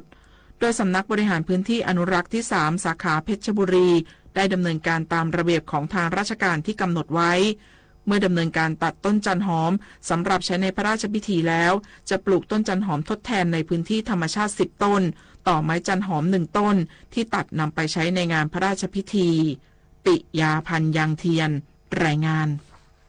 กระทรวงอุตสาหกรรมส่งรถโมบายตรวจวัดคุณภาพอากาศเฝ้าระวังผลกระทบจากเหตุเพลิงไหม้บ่อขยะปราจีนบุรีภาพรวมคุณภาพอากาศยังไม่เกินมาตรฐานนายธนกรวังบุญคงชนะรัฐมนตรีว่าการกระทรวงอุตสาหกรรมกล่าวว่าได้สั่งการให้ชุดปฏิบัติการเต็มเหนี่ยวกระทรวงอุตสาหกรรมร่วมกับอุตสาหกรรมจังหวัดปราจีนบุรีนำรถปฏิบัติการตรวจวัดคุณภาพอากาศเคลื่อนที่หรือโมบายยูนิตเข้าตรวจวัดคุณภาพอากาศรอบจุดเกิดเหตุเพลิงไหม้บ่อขยะชุมชนหมู่ที่11บ้านสามขาตำบลหนองโพรงอำเภอศรีมหาโพธิ์จังหวัดปราจีนบุรีซึ่งเกิดเหตุเพลิงไหม้ตั้งแต่วันที่3ธันวาคมที่ผ่านมาเพื่อเฝ้าระวังและประเมินคุณภาพอากาศที่อาจส่งผลกระทบต่อประชาชนในบริเวณโดยรอบเนื่องจากมีความกังวลว่าบ่อขยะแห่งนี้นอกจากขยะชุมชนยังพบการลักลอบทิ้งสิ่งปฏิกูลหรือวัสดุที่ไม่ใช้แล้วจากโรงงานด้วยจึงนำรถโมบายตรวจวัดคุณภาพอากาศเข้าพื้นที่จุดเกิดเหตุและบริเวณใกล้เคียงที่เป็นเขตชุมชนพักอาศัยในหมู่12บ้านหนอง2ตอนตำบลศรีมหาโพธิ์ผลการตรวจวัดคุณภาพอากาศไม่เกินมาตรฐานเพื่อสร้างความมั่นใจเบื้องต้นว่าเหตุเพลิงไหม้ดังกล่าวยังไม่ส่งผลกระทบต่อสุขภาพของประชาชนทั้งนี้กรมโรงงานอุตสาหกรรมยังคงเฝ้าระวังและตรวจวัดคุณภาพอากาศต่อเนื่องจนถึงวันที่8ธันวาคมนี้เพื่อประเมินสถานการณ์รอบด้านและยืนยันความปลอดภัยของประชาชนปฏิพล สัทธพรหมารายงานจบข่าวชลธรจัญญาอ่านรับฟังข่าวครั้งต่อไปเวลา 22:00 น.ครับติดตามข่าวที่นำเสนอไปแล้วได้ที่ www.thainews.prd.go.th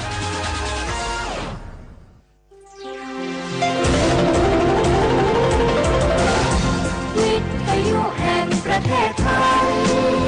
ให้ความรู้คู่ความสุข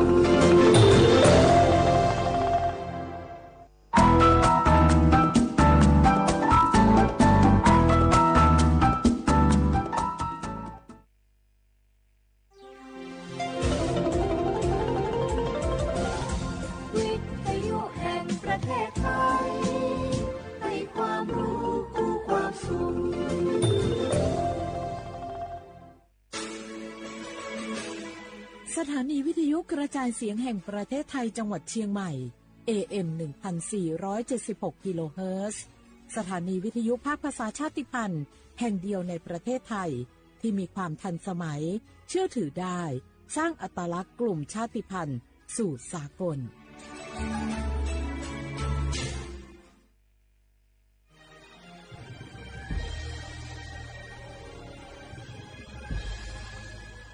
เกิดเป็นคนไทยเติบโตบนผืนแผ่นดินไทยจงภูมิใจในความเป็นไทยชาติไทยเรานั้นนับเป็นชาติที่มีความเป็นมาเก่าแก่ยาวนานเรามีภาษาวัฒนธรรมและมีสิ่งต่างๆที่เป็นเอกลักษณ์ให้เราได้ภาคภูมิใจในความเป็นคนไทยเราควรเห็นคุณค่าและมีความรักชาติหวงแหนแผ่นดินอันเป็นมรดกของบรรพชนร่วมภาคภูมิใจในความเป็นไทย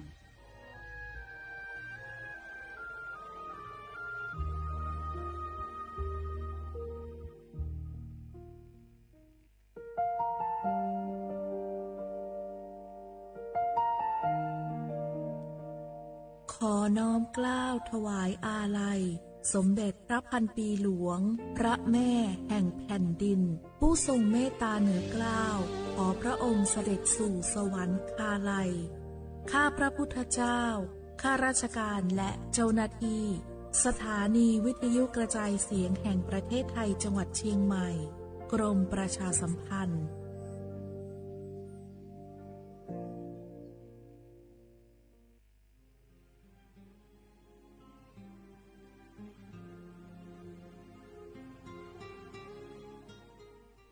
This is a moment of profound grief for the Kingdom of Thailand. We, the collective voices of Radio Thailand Chiang Mai, join the Thai nation in mourning the passing of our beloved Queen Martha, Her Majesty Queen Sirikit. Her life was a testament to the unwavering service, grace, and deep love for the Thai people. Our humble condolences and thoughts are with His Majesty the King, the royal family, and all the Thai people during this deeply sorrowful time. We will remember her forever.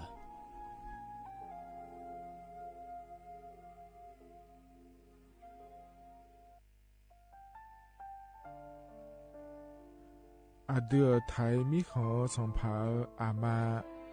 สมเด็จพระนางเจ้าสิริกิติ์พระบรมราชินีนาถพระบรมราชชนนีพันปีหลวงควยตาโอดาเลียกาชายันดาชอเนมาอายออามามิขอเปียวเนไทยมิขอกะดูอาคาชอเจอกะดูเงเกเนลาหมายแอจิเชนีถามิเนนืมาละเขมาเงเลเชญาเธอมิเนอาดิมาโยหานาลูอายอนเนเกเนโยเยบอนเนมาอีนอายอมาโดอาดิเนโกเอียเนควยตาโอดาเลมิเนนืมาเนสาวเนวอโจโจเรญาอาดิมาโยหานาลูอายองนืมาละเขยอจอนาลูเนเกเนโยเยบอชอเนมางามาอาเขาชดเจโยกานาลู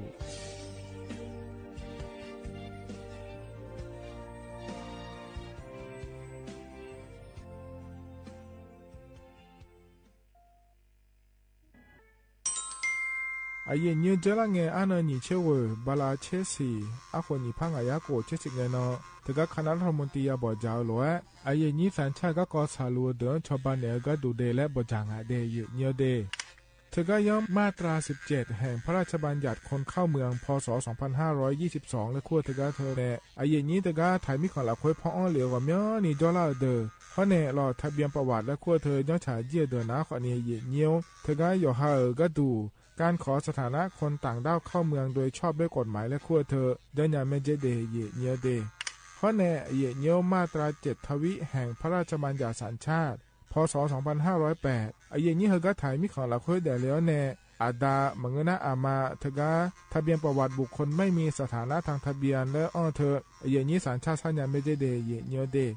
ใช่ก็ดูนะขอในกูเทเมืองละคุยย่อนะเธอก็สำนักบริหารการทะเบียนกรมการปกครองและคุกาใช่ยังไม่ได้ยมือยอละคุยนะเยเนียวเธอก็ในอำเภอโยฮันเนโจดูรอราชการอายามละคุยอานานีเชวบาลาโกซีอาคนนีพังอายาโกเชวขวงเกนีเดเยเนียว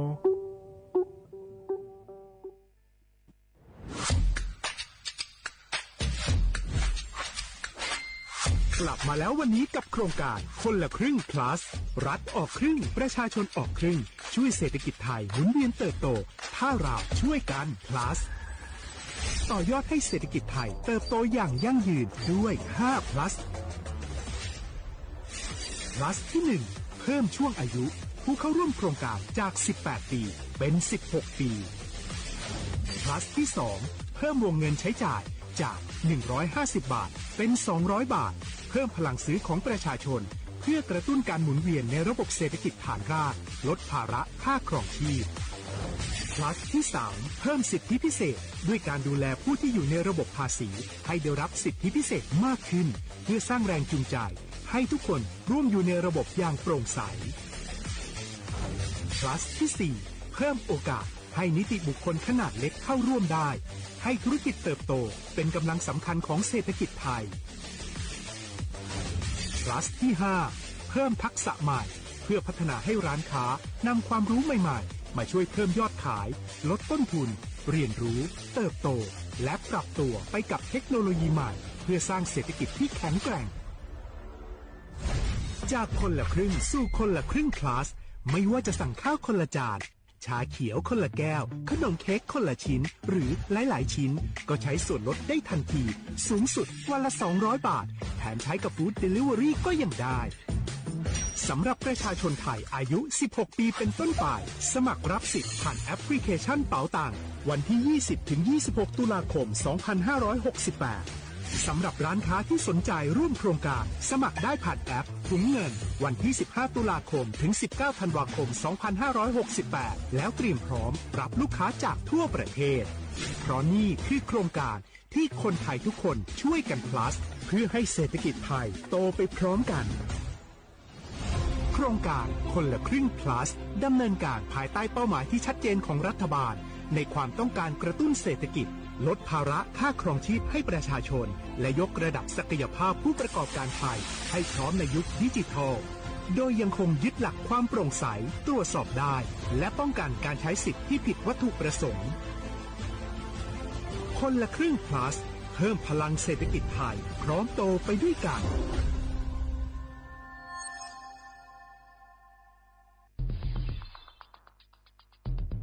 แค่3 ปีความเสียหายจากอาชญากรรมไซเบอร์ของคนไทยพุ่งทะลุถึง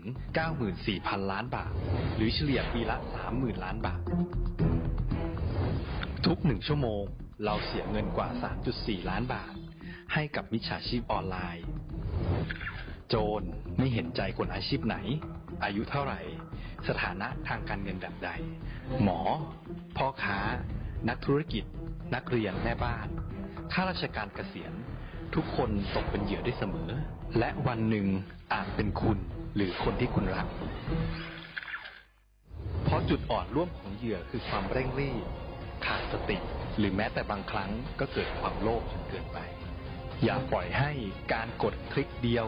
ลิงก์เดียวทำให้โจรยิ้มกว้าง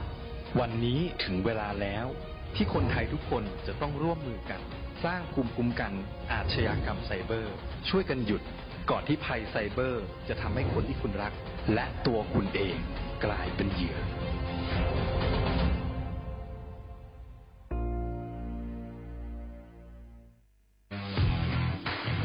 รัฐบาลไทยประกาศสงครามสแกมเมอร์รัฐบาลจึงได้ประกาศสงครามกับสแกมเมอร์ในฐานะที่สแกมเมอร์เป็นวาระแห่งชาติและในวันนี้ผมก็ได้ใช้โอกาสนี้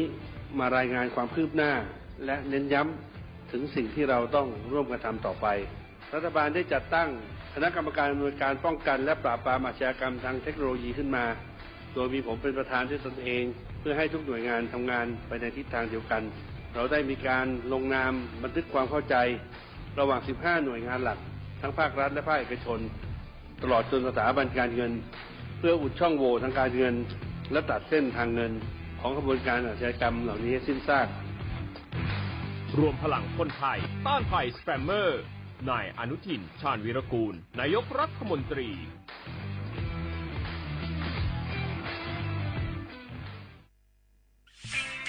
เส้นทางสายหมอกที่สวยที่สุดในเมืองแพร่กำลังรอทุกคนไปวิ่งด้วยกันครับทุกก้าวของคุณคือพลังของลมหายใจชวนเพื่อนชวนครอบครัวมาวิ่งฝ่าสายหมอกเพื่อโรงพยาบาลแพร่ในวันอาทิตย์ที่ 7 ธันวาคม 2568 บริเวณลานกิจกรรมหลังวัดพระธาตุช่อแฮมาร่วมกันส่งต่อพลังแห่งความดีเพราะทุกก้าวของคุณช่วยต่อชีวิตให้กับผู้ป่วยในโรงพยาบาลแพร่สมัครได้เลยวันนี้แล้วไปวิ่งด้วยกันในวันอาทิตย์ที่ 7 ธันวาคม 2568 พบกันบริเวณลานกิจกรรมหลังวัดพระธาตุช่อแฮนะครับ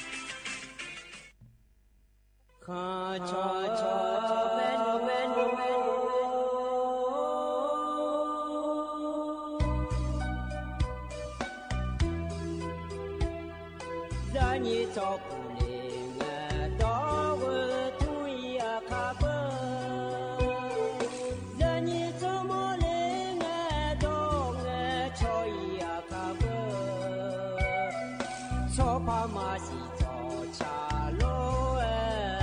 na ibu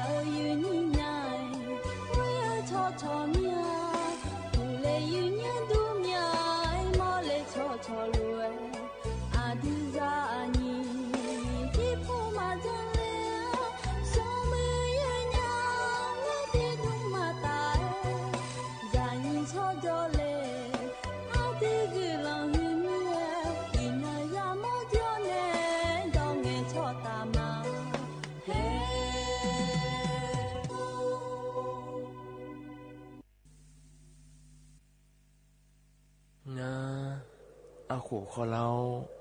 莫เลงนองอาชัวงางชูเสลานุม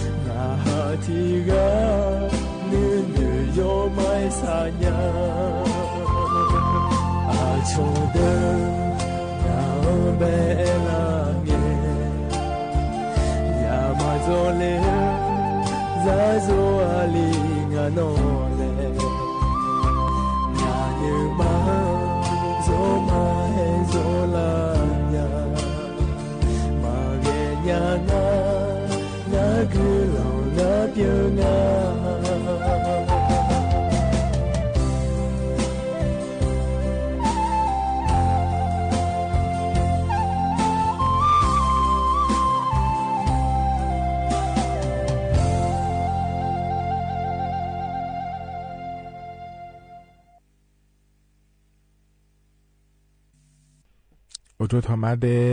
ไอเย็ดนี้มีของยาโยกานาลูแน่เย็ดเนียวเย็ดเนียวอินนองอะล้อยอนอนาลูทอนเจียวโลอะไอเย็ดนี้มีของยาโยกานาลูแน่พยาทอนเจียวมีอะเดเย็ดเนียวเดเย็ดเนียวอินนองก็ดูนาขอเนี่ยอเดือไทยมีของเดือนนี้วานาอันเนาะฉลางะเดเย็ดเนียวเดอินนอนะอเดือพระบาทสมเด็จพระเจ้าอยู่หัวรัชกาลที่9เป็นเดียวเกออันเนาะข้อเนรอเนียวอาดาอันนอแล้วชาลางาในเยนี้เธอมีแน่รอเนียวราชการป่าก็ดูนาขอเนี่ยวานาอินนาเนี่ยงาเดเยเนียวเดเยนี้เหตุการณ์ราชการป่าหมอกมุ่งดูล้ออบตเทศบาลอำเภอรอเกษตรอำเภอรอเกิดการมิฉาเตียก็กอมรอเยเนียวก็จะจ้องหลวขอเนี่ยอินนามาพองงาเดเยเนียวเดโหยาเรานานว่าห้องฉุกเฉินและคูกาหน้าพังหลุมแม่เยเนี่ยอยู่หาเทล่าชาลาเนี่ยอย่าอีเมียเลยและน้าขอเนี่ยโหยานานว่าอินยาแม่เดอะคือเขอโลมันน่าโลเฮเจเรานานว่าอินยาแม่เยเนี่ยเจมังงาเดไอขออยู่ก็อยู่นานว่าพี่แถงาเยเนี่ยอินน้าขอนี่ทกาอยู่หืออันชาลาหลวะไอเกินน้าขอนี่เดียวพระบาทสมเด็จพระเจ้าอยู่หัวรัชกาลที่9ร้อยเยเนี่ยอินนาอายอเดเลอันเนาะชาลางานในเย็นนี้น่ายอดเดลูแงรอยอสัมภาเกินเนี่ยอเดือถ่ายมีของฮอลดาลูแงรอยเย็นเนียวยูแม่ดีเชื่อเนี่ยอยู่เนี่ยอเดือถ่ายช่อหาก็ดูอเดือตาก็ดูอเดืออาคาช่อเจอก็ดูรอยเย็นเนียวคงกายมีอาเจจนเราเนี่ยดาซาดาลารอเอาไว้อภาเจเนี่ยเดเย็นเนี่ยเดแม่เย็นเนี่ยเดือถ่ายช่อหาเดือตาช่อหามือดาลาเนี่ยก็ดูรอมุจะสะดวกป่ะแม่มุจะขอต่อป่ะแม่รอเลยนี่อยู่กันนะรู้ว่ารอสิญญาแม่เนี่ยจะไม่ได้อยู่กันแล้วมั้งเเชื่อเลยละคุยเนี่ยรออยู่กันนะรู้ว่าอยู่กันแล้วนึกมาละคุยหนึ่งฐานเนี่ยรอจะรู้แม่เนี่ยจะไม่ได้รอเนี่ยอินนาอยู่หัวอันนั้นฉลาดรู้ว่าสัมผัสยุ่งหัวป้ารอเนี่ยยุ่งมาเดี๋ยวพระบาทสมเด็จพระเจ้าอยู่หัวรอเนี่ยเขาในอย่างเดียวอยู่กันนะรู้ว่ากุลองซาชอในงานแม่เดย์เนียวเดย์นี่เนาะก็ดูว่าหัวล้วนนะอันนั้นฉลาดมีแน่รอยเนียว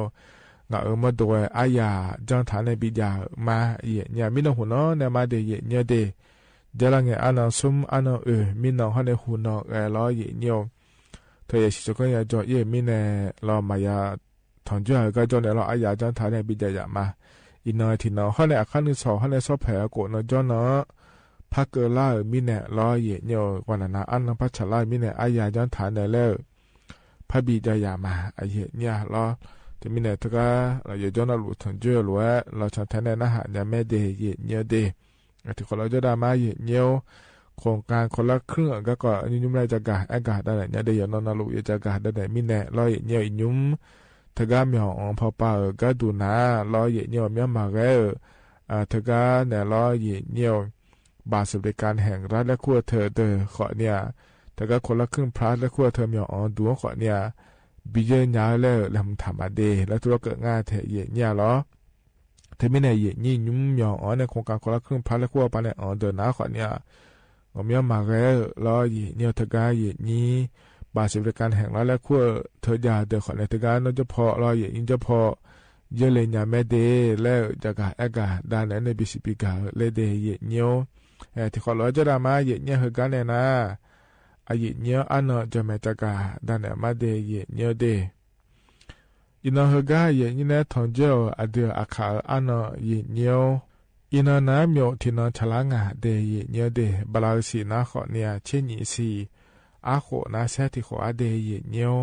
ไทยอันนั้นอินาวันศุกร์ละอันนั้นนะอันนั้นงาบลาสี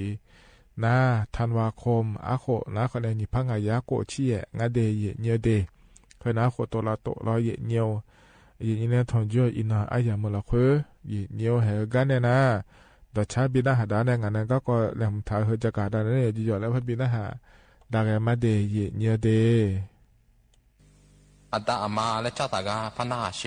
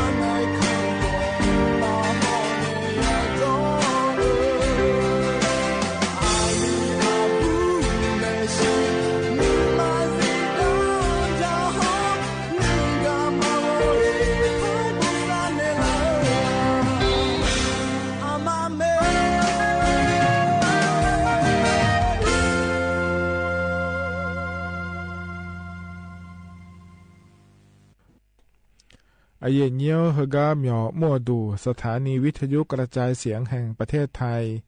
จังหวัดเชียงใหม่พอปาล้อเยเนียวกาเฮกาบิมั่วก็ดูเกิดมาเจเดเยเนียวเดเฮกาเฮนาขอเนี่ยลูกจ้างเหมาบริการและคู่งานเยเนียเฮกาบิมั่วก็ดูนะขอเนี่ยพนักงานกระจายเสียงภาษาท้องถิ่นภาษาอาคาและงานเดเยเนียวที่อาเกิดมาเจเยเนียล้อบาลาชีเพบินเนก็ดูนะที่เสียงที่มือที่ผ้าบะบินมาเจเยเนียวเฮกาเหมียวมั่วก็ดูนะขอนี่เฮอาเดืออาคาดอยังเหงียงานในเยนี่มาข้อปะล้อเยเนียวชมยอดองเลยญากานะอาลีขอดองเลยญาอับบุขอชมยอดองเลยญาไม่เดถ่ายช่อหาต่างชาติไทยยางานเนอาโคนี่เชี่ยโคเนลาตาพอปะเดเยเนียวนัทเถกาชมยอดองเลยญาเดินนะขอเนี่ยมองหัวในลาตาพอปะเกิดมาเจล้ออาคาดอชิญาล้อชิญาเอเถนะขอเนี่ยเงียญานาหาญาโบญากุญาเดเยเนียวอันนั้นอายามชมยอดองเลยญาก็ดูนะคนนี้อินุมเนอันนั้นเชโกบาลาเชนิสีอาคนนี้พังอายาโกเชียงกนี้เฮกาลาชกาอันนั้นอายามเมื่อละคุยเดเยเนียวเดชมยอดองเลยมาเลยและนะคนนี้เธอโยฮาอาบามาข้อถอสบอาดาจอสำเนาบัตรประจำตัวประชาชนสำเนาทะเบียนบ้านเฮาในใบรับรองแพทย์และขั้วเถื่อและในเอเดเยเนียวเดเฮกาเหมียวอ้วนตัวปาชมยาสุสวดองเลงาเลจาโดเหลียวเธอนาอันนั้นเชโกบาลาชินีสีอาโคนิพังอายาโกเชียงนจาโดเลมาเจเดเยเนียเดเฮกาเหมียวอ้วนตัวเว็บไซต์อปาเนเยเนียนัทกาทอเชโดในยากานาอันนั้นเชสีบาลาชินีสีอาโคนิพังอายาโกเชียอุสอนาลีลาทิเกเฮกาเหมียวอ้วนตัวจาบิบิเลมาเจเดเยเนียเด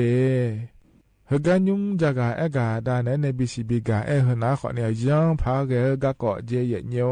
อายนี้มิจฉาชีพและขั้วเธอสิญญางานในเยนี้เรามิจฉาชีพไปเถอะนะขอเนี่ยเยเนียมันมือเนี่ย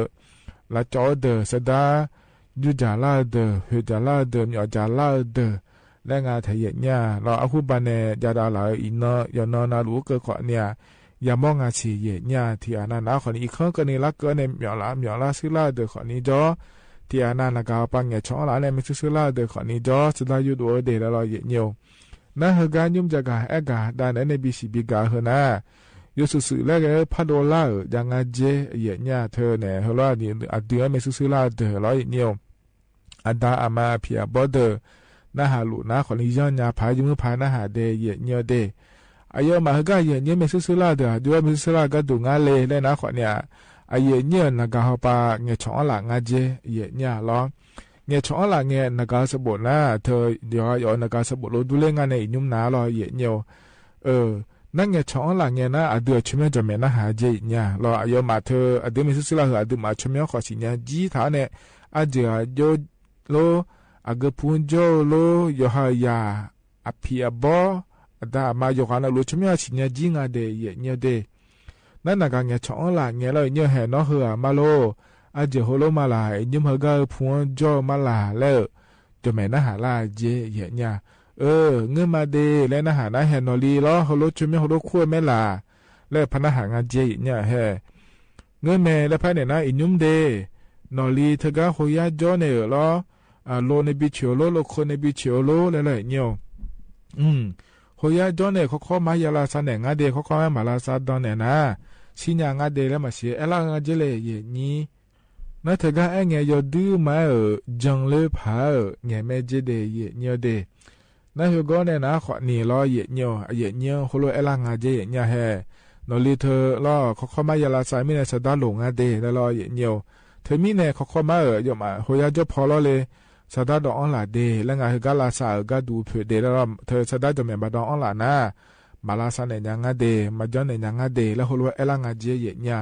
ทีนี้เนี่ยเฮก็ยอนะยอมยากนะขอนี่ยอหายังอะไรยอเนี่ยสิเนี่ยชอบหางอะไรเนี่ยยอดอนเนี่ยลาซามาดังกากูมีเนี่ยแล้วเนี่ยยอมือพายมาเชเชมีนายแล้วเลยอย่างนี้ก็หัวยาพังบินมาแล้วด้วนเลยเนี่ยสตาร์ดอนเนี่ยเจเนี่ยยอหายังยอเนี่ยก็หมอเนี่ยหมอเกิดเนี่ยเอลังเลยเนี่ยบิลาซาเอียก็ดูเดแล้วงานเทียเนี่ยบางคนคนนี้ที่อ่านประกันชีวิตประกันสุขภาพและขั้วเตือนยันถาเดินนะคนนี้แห่ นอสตาจะไม่ยาโดนงาเดแล้วนอสตาจะไม่โดวานเนี่ยลาซากาจีนาร้อยเนี่ยเขาก็ลาซาเผปากาปายุคนละเนี่ยน้องบีคนเนี่ยมาเดแล้วโฮโลคนนี้เอล่าเดคนนี้จงอาเจเย่เนี่ยล้อเธอมีเนี่ยเดเย่เนี่ยเดเฮาอยู่ข้ายังพายงาเจเย่เนี่ยล้อเธออินุยามยานี่ยามอนาล้อเย่เนี่ยอาบอชมอพิชมยองยามยานี่ยามอเจงาเจเดเนี่ยคนเนี่ยอยู่ข้านั่นรวยยังพายงาล้อเนี่ยเย่นี่น่าอายุโลยังพายงาฮอเฮก้าก็ละคุและก็น่าเลยเนี่ยเธอสติจมือพายยังาเจเย่เนี่ยนี่นูดูฮลอยิดอนเนี่ยงาเจเดเย่เนี่ยเดนากาบานาคนนี้ฮะงาเลียชุมยของเงินเมียเลงาเอล่าคนนี้เงินเมียเจนอุลุเทจิเมียเลแล้วเนี่ยสดาเบียมาแทนี่สดาดอนเนี่ยมาแทนี่เดเย่เนี่ยเดยอย้อนจะไม่น่าหาเจเนี่ยเย่นี่อยู่หันในสิเนี่ยชอบหาเลยเนี่ยนากาสบหัวเนื้อฐานเนี่ยเลยนี่ถ้าก็หัวยาพอปนเนี่ยหลังงาเลแล้วถึงโบฐานเนี่ยเลยเนี่ยอันนู้นสิเดแล้วจะไม่เนี่ยฐานเนี่ยเรางาเฮกาที่ปยุงพาจะไม่ชดเชยหัวแล้วเนี่ยเนี่ยเดเย่เนี่ยเดเงื่อนะคนนี้นะครับสบอิสุงานเนี่ยอย่างนี้จะพอเงี้ยช่องไหลผมเป็นเงี้ยชอขนยางงานในอย่างนี้น่ามาเงื่อนะคนนี้ย้อนยาผายอะไรอย่างเกิดอะไรเนี่ยนี้นะครับคือจะมีบาดเท้าเนี่ยร้อยเนี่ยบาดทางนะคนนี้เธอไอ้อย่างนี้จะว่าย้อนจะมีเงี้ยชอขเจอย่างเนี่ยแห่ยุ่มหัวยาพอปาหัวโลงเงี้ยชอลังอะไรอันนี้หัวโลงอะไรแล้วเราหัวโลนางาเจแล้วยุ่มหัวยาเราหัวก็หัวกาอยู่งาเจลาซาลุงอาเจแล้วเงื่อแม่โลมังเงื่องาโลแล้วยามือพายจอแม่น่าหาเจเดเยเนียวเดมือหน้าคนเนี่ยยุ่งเบอร์นักการสบโฮยาฮอปาก็ดูคนเนี่ยปัวมาสาเราเลยนี่อินเทอร์เน็ตหุ่มมาจานะคนเนี่ยเธอ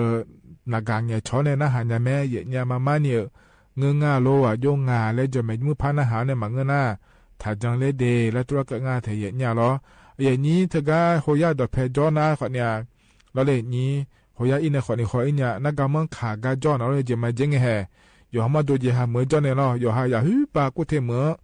กาจะมุ่งจากขอตัวอีแม่และชิญญาเดินนะคนเนี่ยเราอยู่ช่วงนั้นก็รู้ว่าอยู่มาชอโลและน่าหาเราเย็นยวเมื่อนะคนเนี่ยเธออยู่มานักการเงินชอหลังเนี่ยหัวยากกาจ้ากาอยู่ว่าแล้วอยู่มือพายจอแม่นะหาเนี่ยหัวยาเขาปานจอแม่น่าหาคนเนี่ยมันก็น่าถัดจังเลยเด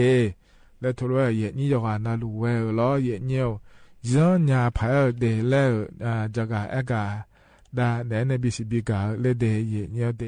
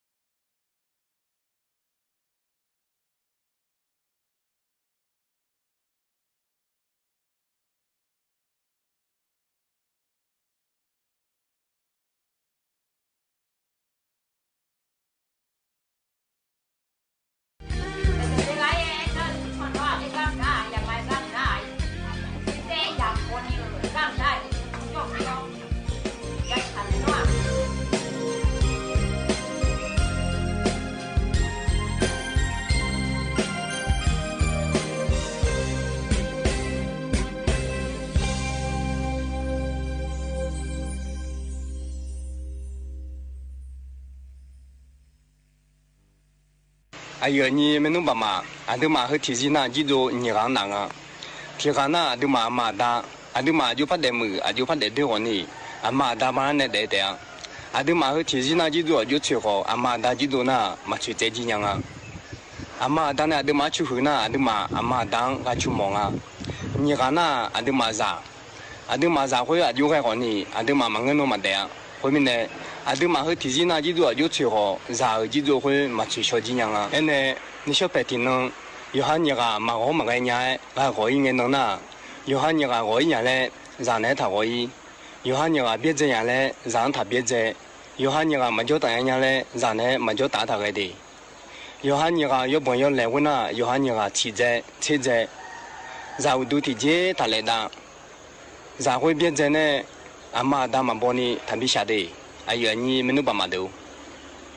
那洗了嘞他都，那他们吃洗啊吃着啊，那伢嘞他都，那他们吃伢啊吃着啊，我叫你跑，我叫家，做下你跑，做下做下子，那叫我会我叫伢嘞，你在他皮，你路下冇他嘴，行晒他的，那会我叫会，那有下把那叫门啊，哎呀，出啊你爸妈提下路把那叫啦，那你个会我那，叫我会我那，提起门个的。阿都嘛要มือ要加个高将那，个人提不得嘛铺来好呢，嘛มือ嘛加个高会，阿都嘛来开没，阿都嘛要叫个高将那，嘛มือ嘛加会提不得嘛铺来好呢，个人阿都嘛来开没，阿都嘛和提起那我们你嘛啊，耳机嘛耳机听啊，耳他耳，要มือ个高嘛经济听啊，要叫个高他讲，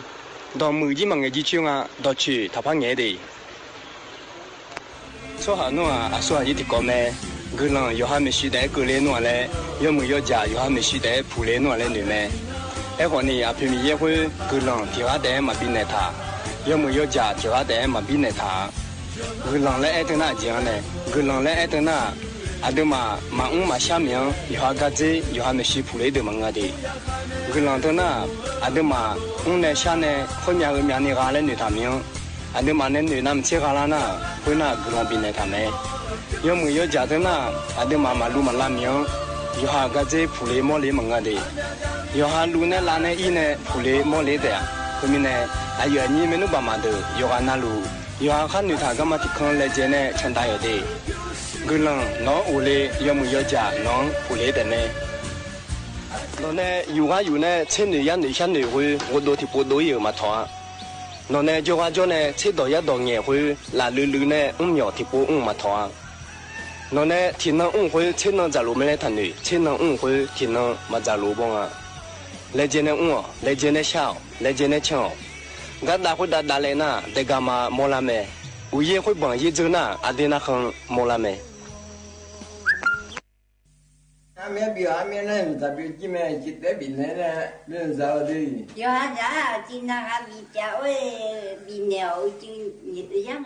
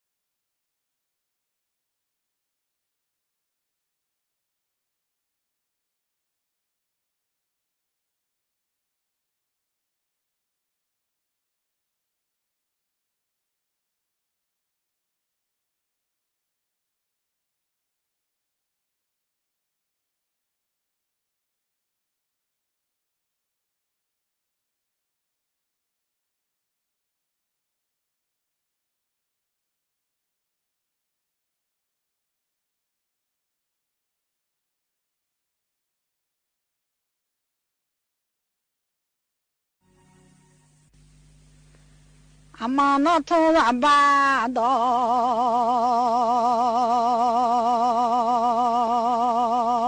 然后阿妈那爱然，巴拉拉诺，飘了妈妈面头了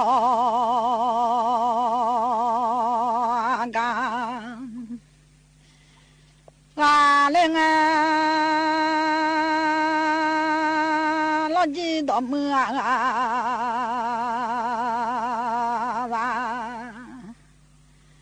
二娘喏，老几多么来呀？炒面哟，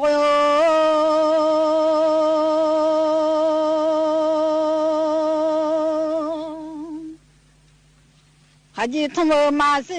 来娘的。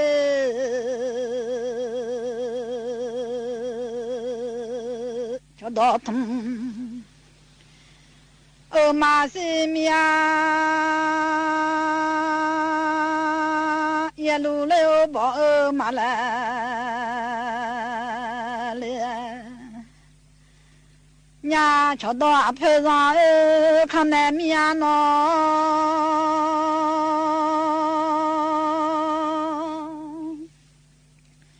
瞧到痛了阿婆上看那一路跑来了，我从马后有趟笑，老比看那面，阿妈个我怕剃头马一来娘我，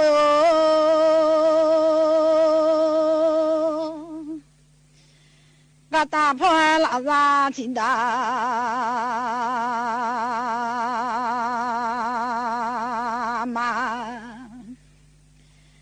来面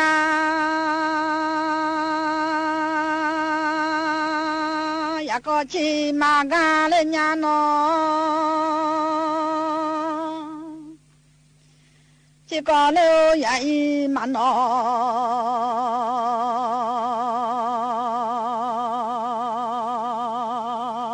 嘞，来面。表阿妈一来娘我哟，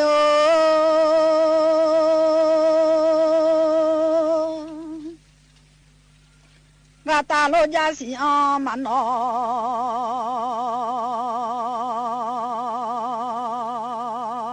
来娘那同来二爸的，那个来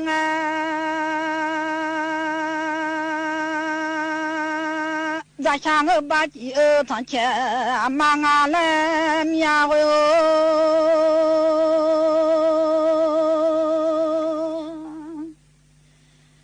马啥的米东啊，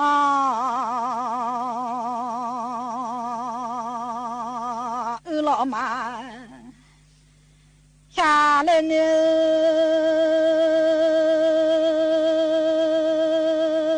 啥的米东二老强，我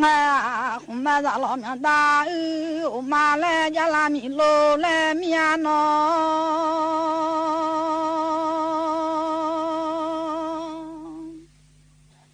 红马扎老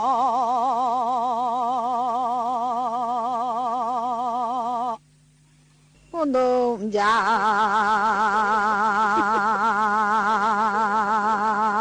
牛啥天呐？那个小母牛啥？叽叽喳喳嘞啊！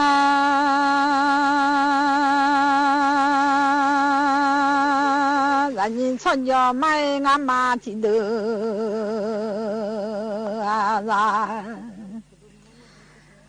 那上头在那俺妈提梦我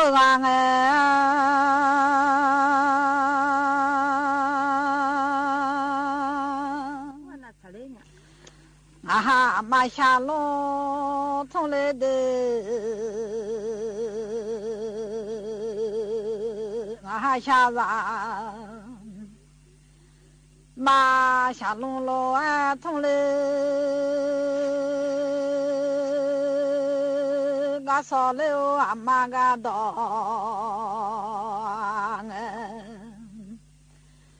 le no ha sha za ma sha lo ma thong bo la ga ga nga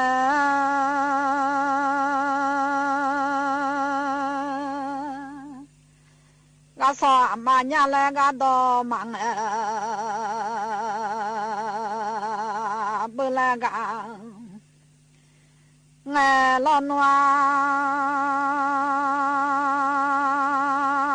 ma gọi xa nó mà là khuê xa gà lĩnh đê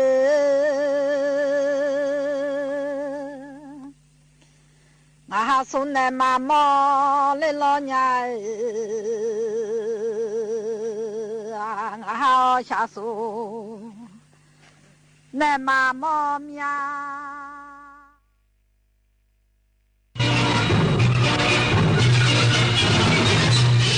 สถานีวิทยุกระจายเสียงแห่งประเทศไทยและเครือข่ายทั่วประเทศเสนอข่าวต้นชั่วโมงรู้เร็วรู้จริงเกาะติดทุกสถานการณ์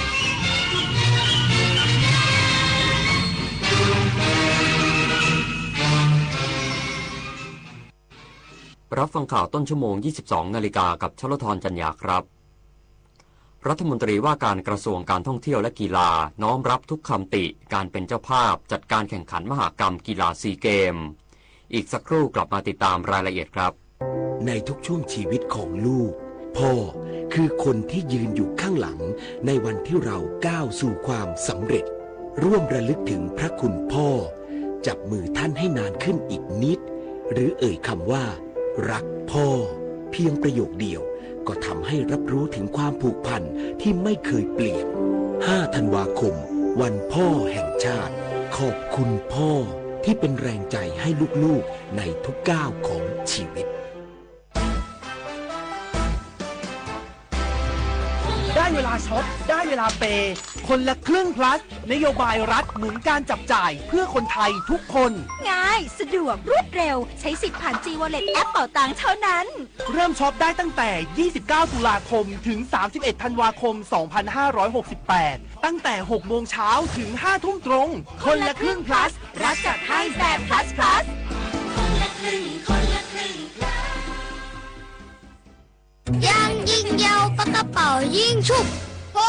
ขี้โกงอ่ะไหนบอกว่าจะออกค้อนบทเรียนเรื่องความซื่อสัตย์บางครั้งเริ่มจากเกมเล็กๆแค่1 เกมแต่การไม่โกงในวันนี้อาจกลายเป็นรากฐานของคนดีในวันหน้าเด็กไทยทุกคนไม่ยอมต่อการเอาเปรียบสังคมไทยในอนาคตจะเต็มไปด้วยคนรุ่นใหม่ที่ยึดถือความถูกต้องโปร่งใสและกล้าปกป้องความจริงเริ่มต้นความซื่อสัตย์จากเรื่องเด็กๆเด็กไทยไม่โกงใครและไม่ให้ใครโกงปฏิบัติการ Re-X-Ray เริ่มแล้วทั่วประเทศค้นหาผู้เสพเข้ารับการบำบัดและล่าผู้ค้ายาเสพติดให้หมดสิ้นจากทุกพื้นที่ร่วมเป็นหูเป็นตาไม่ปกป้องคนผิดเพราะความร่วมมือของเราคือกำแพงสำคัญในการป้องกันพบเบาะแสยาเสพติดหรือเจ้าหน้าที่รัฐเกี่ยวข้องแจ้งได้ที่สายด่วนปปส1386ร่วมกัน Re-X-Ray เพื่อสังคมไทยปลอดยาเสพติดไม่เสพไม่ขายไม่ทำลายอนาคตรัฐมนตรีว่าการกระทรวงการท่องเที่ยวและกีฬาน้อมรับทุกคำติและข้อกังวลกรณีการเป็นเจ้าภาพจัดการแข่งขันมหกรรมกีฬาซีเกมครั้งที่ 33 นายอัธกร ศิริรัตยากรรัฐมนตรีว่าการกระทรวงการท่องเที่ยวและกีฬากล่าวถึงกระแสข่าวเชิงลบในสื่อโซเชียลมีเดียเกี่ยวกับการจัดมหกรรมการแข่งขันกีฬาซีเกมครั้งที่ 33 ที่ประเทศไทยเป็นเจ้าภาพว่าได้เลือกทางที่ดีที่สุดที่จะสามารถผลักดันให้เกิดการจัดการแข่งขันและการเป็นเจ้าภาพซีเกมครั้งนี้ยืนยันว่าปัญหาไม่ได้เกิดจากการวางงานของรัฐบาลชุดที่แล้วแต่พบว่ามีหลายอย่างที่ยังไม่ได้ดำเนินการจึงต้องตรวจสอบดูทีละขั้นตอนว่าจะมีการเดินหน้าได้อย่างไรส่วนกรณีการใช้ปัญญาประดิษฐ์หรือ AI มาทำงานนั้นเป็นการด้อยค่าผู้ที่ทำงานด้านกราฟิกหรือไม่ขณะนี้กำลังหาว่าใครเป็นคนรับผิดชอบและเป็นคนรับงานทางนี้พร้อมน้อมรับทุกคำติและข้อกังวลเพื่อนำไปปรับใช้ในการบริหารจัดการการเป็นเจ้าภาพการจัดการแข่งขันมหกรรมกีฬาซีเกมครั้งนี้รวมทั้งขอแสดงความเสียใจไปยังประเทศเพื่อนบ้าน2 ประเทศกรณีเกิดความผิดพลาดการไม่เปิดเพลงประจำชาติโดยได้เรียกผู้บริหารและผู้มีส่วนเกี่ยวข้องมาทำความเข้าใจแล้วเพื่อไม่ให้เกิดเรื่องลักษณะดังกล่าวขึ้นอีกธนพร ปรุณฤทธิ์รายงานขณะที่กระทรวงการท่องเที่ยวและกีฬายืนยันสนามซีเกมทุกแห่งได้มาตรฐานและพร้อมใช้แข่งขัน นางสาวอัยรินพันฤทธิ์รองโฆษกประจำสำนักนายกรัฐมนตรีกล่าวว่ากระทรวงการท่องเที่ยวและกีฬายืนยันทุกสนามซีเกมครั้งที่33ได้มาตรฐานพร้อมใช้แข่งขันกีฬาทุกประเภทสามารถรองรับแฟนกีฬาได้เต็มศักยภาพรวมถึงมีมาตรการรักษาความปลอดภัยอย่างเข้มงวดขณะเดียวกันการกีฬาแห่งประเทศไทยหรือกกท.กระทรวงการท่องเที่ยวและกีฬาร่วมกับกระทรวงพาณิชย์ทำโครงการชิมช็อปเชียร์ในทุกสนามโดยนำอาหารผลิตภัณฑ์ท้องถิ่นทั่วประเทศที่ผ่านการคัดสรรให้บริการประชาชนที่มาชมกีฬาเพื่อแสดงให้ชาวอาเซียนได้เห็นซอฟต์พาวเวอร์ของดีของประเทศไทยเพื่อสนับสนุนสินค้าโอท็อปผลิตภัณฑ์ท้องถิ่นต่างๆทั้งอาหารและของใช้บริเวณรอบอินดอร์สเตเดียมภายในการกีฬาแห่งประเทศไทยมีเกินกว่า30ร้านค้าแล้วรวมถึงจังหวัดชลบุรีอีก1เจ้าภาพและปทุมธานีราชบุรีนครปฐมที่ร่วมจัดโดยได้คัดของขึ้นชื่อจากท้องถิ่นมาเผยแพร่ถือเป็นการช่วยกระตุ้นเศรษฐกิจและช่วยผู้ประกอบการช่วงกีฬาซีเกมรวมถึงช่วงการแข่งขันกีฬาอาเซียนพาราเกมครั้งที่13ระหว่างวันที่20ถึง26มกราคม2569ด้วยผลิตนาถขวัญแสนสุขรายงานกระทรวงทรัพยากรธรรมชาติและสิ่งแวดล้อมเดินหน้ามาตรการคุมเข้มโรงงานน้ำตาลและโรงไฟฟ้าชีวมวลรับมือสถานการณ์ไฟป่าหมอกควันและฝุ่นละอองขนาดเล็ก PM 2.5 ในปี 2569 นายสุรินทร์ วรกิจธรรมรงค์อธิบดีกรมควบคุมมลพิษกล่าวถึงมาตรการรับมือสถานการณ์ไฟป่าหมอกควันและฝุ่นละอองขนาดเล็ก PM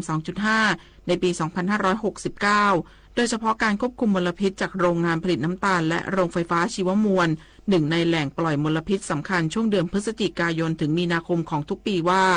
โรงงานประเภทดังกล่าวถือเป็นแหล่งกำเนิดเขม่าวควันและฝุ่นละอองที่ส่งผลกระทบต่อสุขภาพของประชาชนจึงให้สำนักงานสิ่งแวดล้อมและควบคุมมลพิษที่รับผิดชอบพื้นที่ที่มีโรงงานประเภทนี้ร่วมกับหน่วยงานที่เกี่ยวข้องลดการปล่อยมลพิษอย่างมีประสิทธิภาพโดยตั้งเป้าตรวจแนะนำครอบคลุมโรงงานผลิตน้ำตาลและโรงไฟฟ้าชีวมวลรวม59แห่งทั่วประเทศโดยมีมาตรการสำคัญที่กำชับในการตรวจแนะนำประกอบด้วยควบคุมอ้อยไฟไหม้เข้าหีบไม่เกิน15%ของปริมาณทั้งหมดสนับสนุนการรับซื้อใบอ้อยเป็นเชื้อเพลิงชีวมวลในสัดส่วน10-30%ของการผลิตพลังงานแนะนำด้านเทคนิคในการดูแลระบบบำบัดอากาศเสียให้อยู่ในสภาพพร้อมใช้งานจัดการน้ำฝนปนเปื้อนบริเวณลานกองชานอ้อยและลานกองเท่าปฏิบัติตามมาตรการลดผลกระทบสิ่งแวดล้อมตามรายงานการวิเคราะห์ผลกระทบสิ่งแวดล้อมหรือ EIA อย่างเคร่งครัดผลักดันให้โรงงานติดตั้งระบบตรวจวัดมลพิษจากปล่องแบบเรียลไทม์หรือระบบตรวจวัดมลพิษทางอากาศจากปล่องแบบอัตโนมัติอย่างต่อเนื่องสนับสนุนให้โรงงานทำกิจกรรม CSR เพื่อดูแลชุมชนและสิ่งแวดล้อมโดยรอบปิยาพันธ์ยังเทียนรายงานจบข่าวชลธรจัญญาอ่านรับฟังข่าวครั้งต่อไปเวลา 23 นาฬิกาครับติดตามข่าวที่นำเสนอไปแล้วได้วิทยุแห่งประเทศไทยให้ความรู้กู้ความสุข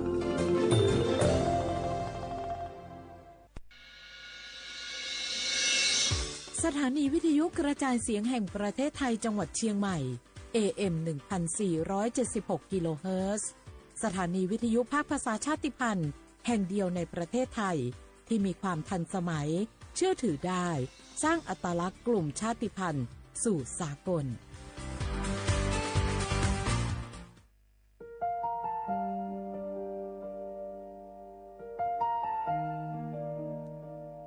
ขอน้อมเกล้าถวายอาลัยสมเด็จพระพันปีหลวงพระแม่แห่งแผ่นดินผู้ทรงเมตตาเหนือเกล้าขอพระองค์เสด็จสู่สวรรคาลัยข้าพระพุทธเจ้าข้าราชการและเจ้าหน้าที่สถานีวิทยุกระจายเสียงแห่งประเทศไทยจังหวัดเชียงใหม่กรมประชาสัมพันธ์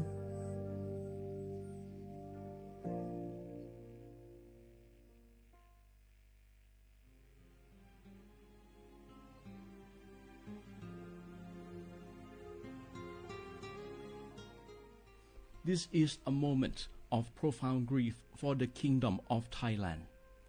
The collective voices of Radio Thailand Chiang Mai, join the Thai nation in mourning the passing of our beloved Queen Martha, Her Majesty Queen Sirikit. Her life was a testament to the unwavering service,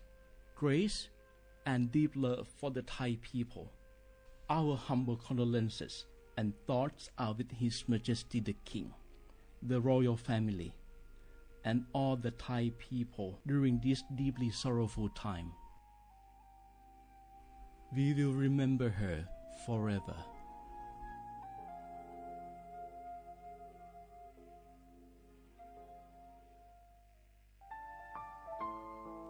เฮาข้าพี่น้องเจ้าคือไตมีตั้งหม่องเจออันเจ้านางหอคำสมเด็จพระนางเจ้าสิริกิติ์พระบรมราชินีนาถพระบรมราชชนนีพันปีหลวงไล่เข้าสวนหมักหักคำนนเพกว่าย้อนสู้เก่าตึงปันเฮาวิเห็นขวัญเงาเจ้าเฮาข้าฮอดถึงตีสุคติกัดเย็นเสกำเฮาข้าพี่น้องก้นคือไต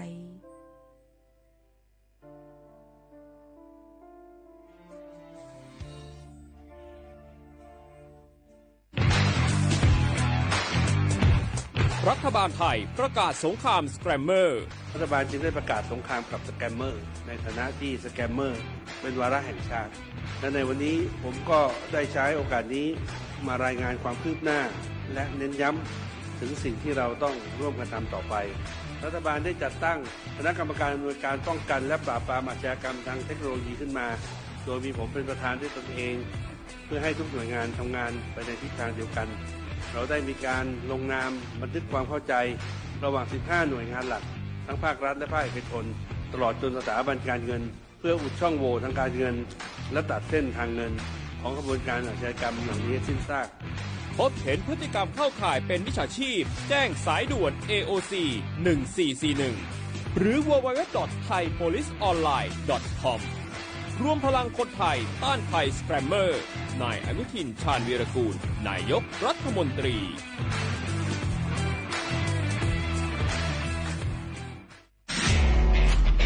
นายกย้ำให้ประชาชนยึดหลักไม่เชื่อไม่รีบไม่โอนป้องกันสแกมเมอร์ขอให้ความมั่นใจนะครับว่ารัฐบาลจะให้ความคุ้มครองผู้แจ้งเบาะแสอย่างเต็มที่และอยากจะขอย้ำอีกครั้งหนึ่งว่าให้แจ้งในช่องทางที่มีอำนาจหน้าที่โดยไม่รอช้าเพื่อให้เจ้าหน้าที่ได้ดำเนินการได้อย่างทันท่วงทีและถูกต้องตามกฎหมายขอให้พี่น้องประชาชนได้ยึดหลักเพียง3ข้อก็คือไม่เชื่อไม่รีบและไม่โอนซึ่งจะช่วยให้เรามีสติพิจารณาอย่างรอบคอบและจะป้องกันการถูกล่อลวงได้รวมพลังคนไทยต้านภัยสแกมเมอร์นายอนุทินชาญวีรกูลนายกรัฐมนตรี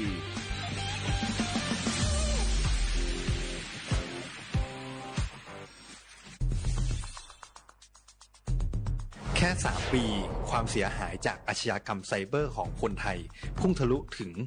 94,000 ล้านบาทหรือเฉลี่ยปีละ 30,000 ล้านบาททุก1ชั่วโมงเราเสียเงินกว่า 3.4 ล้านบาทให้กับมิจฉาชีพออนไลน์โจรไม่เห็นใจคนอาชีพไหนอายุเท่าไหร่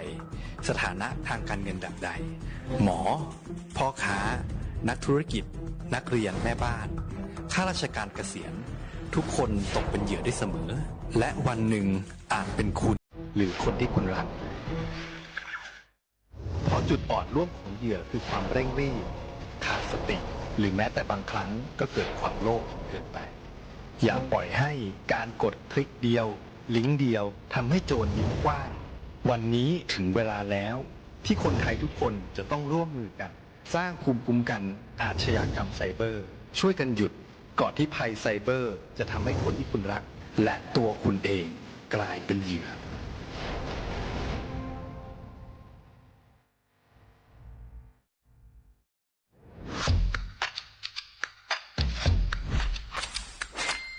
กลับมาแล้ววันนี้กับโครงการคนละครึ่ง plus รัฐออกครึ่งประชาชนออกครึ่งช่วยเศรษฐกิจไทยหมุนเวียนเติบโตถ้าเราช่วยกัน plus ต่อยอดให้เศรษฐกิจไทยเติบโตอย่างยั่งยืนด้วย5 plus plus ที่ 1 เพิ่มช่วงอายุผู้เข้าร่วมโครงการจาก18ปีเป็น16ปีplus ที่ 2 เพิ่มวงเงินใช้จ่ายจาก150บาทเป็น200บาทเพิ่มพลังซื้อของประชาชนเพื่อกระตุ้นการหมุนเวียนในระบบเศรษฐกิจฐานรากลดภาระค่าครองชีพ plus ที่ 3 เพิ่มสิทธิพิเศษด้วยการดูแลผู้ที่อยู่ในระบบภาษีให้ได้รับสิทธิพิเศษมากขึ้นเพื่อสร้างแรงจูงใจให้ทุกคนร่วมอยู่ในระบบอย่างโปร่งใส plus ที่ 4 เพิ่มโอกาสให้นิติบุคคลขนาดเล็กเข้าร่วมได้ให้ธุรกิจเติบโตเป็นกำลังสำคัญของเศรษฐกิจไทย plus ที่ 5 เพิ่มทักษะใหม่เพื่อพัฒนาให้ร้านค้านำความรู้ใหม่ๆมาช่วยเพิ่มยอดขายลดต้นทุนเรียนรู้เติบโตและปรับตัวไปกับเทคโนโลยีใหม่เพื่อสร้างเศรษฐกิจที่แข็งแกร่งจากคนละครึ่งสู่คนละครึ่ง plus ไม่ว่าจะสั่งข้าวคนละจานชาเขียวคนละแก้วขนมเค้กคนละชิ้นหรือหลายๆชิ้นก็ใช้ส่วนลดได้ทันทีสูงสุดวันละ200 บาทแถมใช้กับฟู้ดเดลิเวอรี่ก็ยังได้สำหรับประชาชนไทยอายุ 16 ปีเป็นต้นไปสมัครรับสิทธิ์ผ่านแอปพลิเคชันเป๋าตังวันที่ 20-26 ตุลาคม 2568 สำหรับร้านค้าที่สนใจร่วมโครงการสมัครได้ผ่านแอปถุงเงินวันที่ 15 ตุลาคมถึง 19 ธันวาคม 2568 แล้วเตรียมพร้อมรับลูกค้าจากทั่วประเทศเพราะนี่คือโครงการที่คนไทยทุกคนช่วยกัน plus เพื่อให้เศรษฐกิจไทยโตไปพร้อมกัน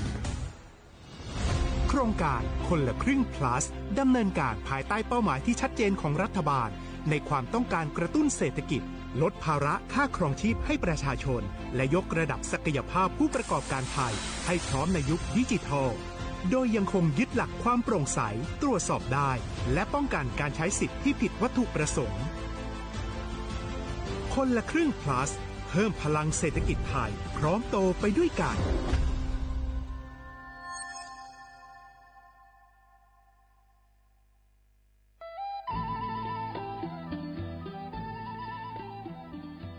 จังหวัดลำพูนโดยสำนักงานวัฒนธรรมจังหวัดลำพูนขอเชิญชวนทุกท่านร่วมย้อนวันวานสัมผัสมนต์เสน่ห์ตลาดวัฒนธรรมถนนสายวัฒนธรรมย่านเมืองเก่าข่วง1,400ถนนรถแก้วชวนมาชมชิมช็อปกับสินค้าพื้นเมืองของกิ่งบ้านเฮามากกว่า100ร้านค้าพร้อมชมการแสดงศิลปะวัฒนธรรมล้านนาและกิจกรรมดีๆจากชุมชนท้องถิ่นทุกวันเสาร์และอาทิตย์ตั้งแต่วันที่25 ตุลาคม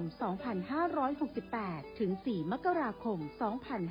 2569 ระหว่างเวลา 14 นาฬิกาถึง 21 นาฬิกาณตลาดวัฒนธรรมถนนสายวัฒนธรรมย่านเมืองเก่าข่วง1,400ถนนรถแก้วอำเภอเมืองลำพูนจังหวัดลำพูนร่วมแต่งผ้าเมืองใส่เสื้อผ้าเมืองเดินย้อนวานๆเก็บภาพความประทับใจในย่านเมืองเก่าแล้วคุณจะหลงรักเสน่ห์เมืองลำพูนเส้นทางสายหมอกที่สวยที่สุดในเมืองแพร่กำลังรอทุกคนไปวิ่งด้วยกันครับทุกก้าวของคุณคือพลังของลมหายใจชวนเพื่อนชวนครอบครัวมาวิ่งฝ่าสายหมอกเพื่อโรงพยาบาลแพร่ในวันอาทิตย์ที่ 7 ธันวาคม 2568 บริเวณลานกิจกรรมหลังวัดพระธาตุช่อแฮมาร่วมกันส่งต่อพลังแห่งความดีเพราะทุกก้าวของคุณช่วยต่อชีวิตให้กับผู้ป่วยในโรงพยาบาลแพร่สมัครได้เลยวันนี้แล้วไปวิ่งด้วยกันในวันอาทิตย์ที่ 7 ธันวาคม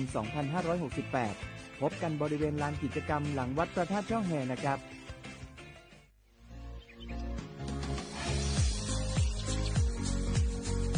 จอมหนังเปิงมติครม.มือวันที่29เดือนธันวาคม12 สิงหาคมไป67เฮาฮิปเน็ตแกลิดปัญหาสถานะและสัญชาติคนอันอยู่ตั้งเมืองจึงไทยจอมมาตรา17นั่นตอนตาพี่น้องเฮาเขาอันเข้ามาอยู่ตั้งเมืองไทยหึงนั้นและมีไว้เข้าจอมเปิงเฮากว่ายืนย้อนสถานะต่างดาวของเมืองถูกแม่นจอมเปิงไล่ตอนตาลูกอ่อนอันเกิดตั้งเมืองจึงไทยมีอู่อำนั้นก็แม่มีไว้ทะเบียนประวัติบุคคลไม่มีสถานะทางทะเบียนอำนั้นไว้10 ปีถูกแม่นยาวในจึงเฮากว่ายืนย้อนสัญชาติไทยจอมหนังมาตรา7ทวิไล่พออยู่ตั้งกรุงเทพมหานครกว่ายืนไล่ที่สำนักบริหารการทะเบียนกรมการปกครองพออยู่ตั้งต่าง7วันในจึงกว่ายืนไล่จอมหนังวัดไว้อันเปิ้นออกปันเฮาคานั่นเข้าย้ำเหตุการณ์จอมหนังหลงปองจึงต่อพอถึงวันที่29เดือน6 2 สิงหาคมไป69ค่ะ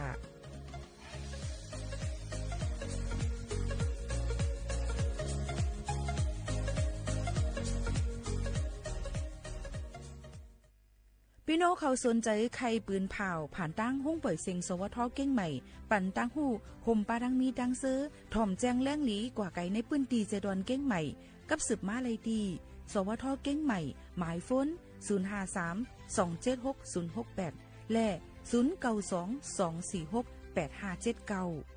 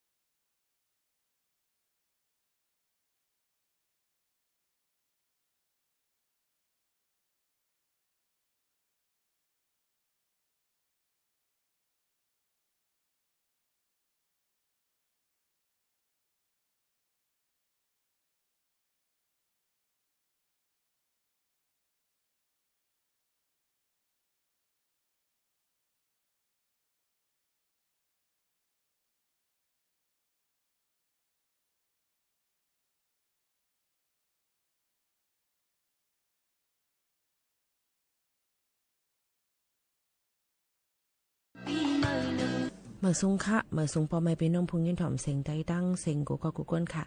ทบกันตีนตอนการห้องปล่อยเสียงสวทเก่งใหม่ AM 147กิโลเฮิรตซ์ค่ะตอนแต่ในวันเมื่อในเฮาค่ะฮบทบจอมกันถึงมาในวันศุกร์ที่5เหลือนทุน12 2เหงปลาย25ปีใต้2เหง1ปากปลาย20ปีก็จาน1เหง3ปากปลาย87คู่เป็นเหลือนจึงมนค่ะอ๋อจำหนังทางเมืองจึงไทยค่ะนะอยู่จำกันที่ในย้อนสู้ปันปอมไม่พี่น้องเขาให้อยู่ดีกินวันค่ะตอนดาวในวันเมื่อในก็ได้เป็นวันอันลำลองตั้งเมืองจึงไทยเป็นวันปอจึงไทยสีอ่ำกาเป็นป้าร่างวันอันลำลองนะคะเฮ็ดให้เฮาค่ะเพราะว่าลูกอ่อนอำนั้นก็ก้นเท่าอายุ60ขึ้นเนอะแต่ก็แอลเลยที่สวนสัตว์5อำนั้นก็ดีองดีอุทยานแห่งชาติจำจังได๋ค่ะเพิ่นก็ดีเข้าบันฟรีๆปันเข้าฟรีอำเซงกาคันมันจำจังหนังไหนค่ะนี่ก็มาเอาข่าวเงาฝากตอนจนถึงพ่อแม่พี่น้องเขาเยอะก็ให้วนขอบใจถึงกุ้งหมุนเงาจมุนอย่างคุณนะครับเนอะตวนที่เก่ากันกูก็กูก้นตั้งหมดตั้งเสียงเสกัมในฝากตอนจนถึงพี่น้องเขาจังหนัง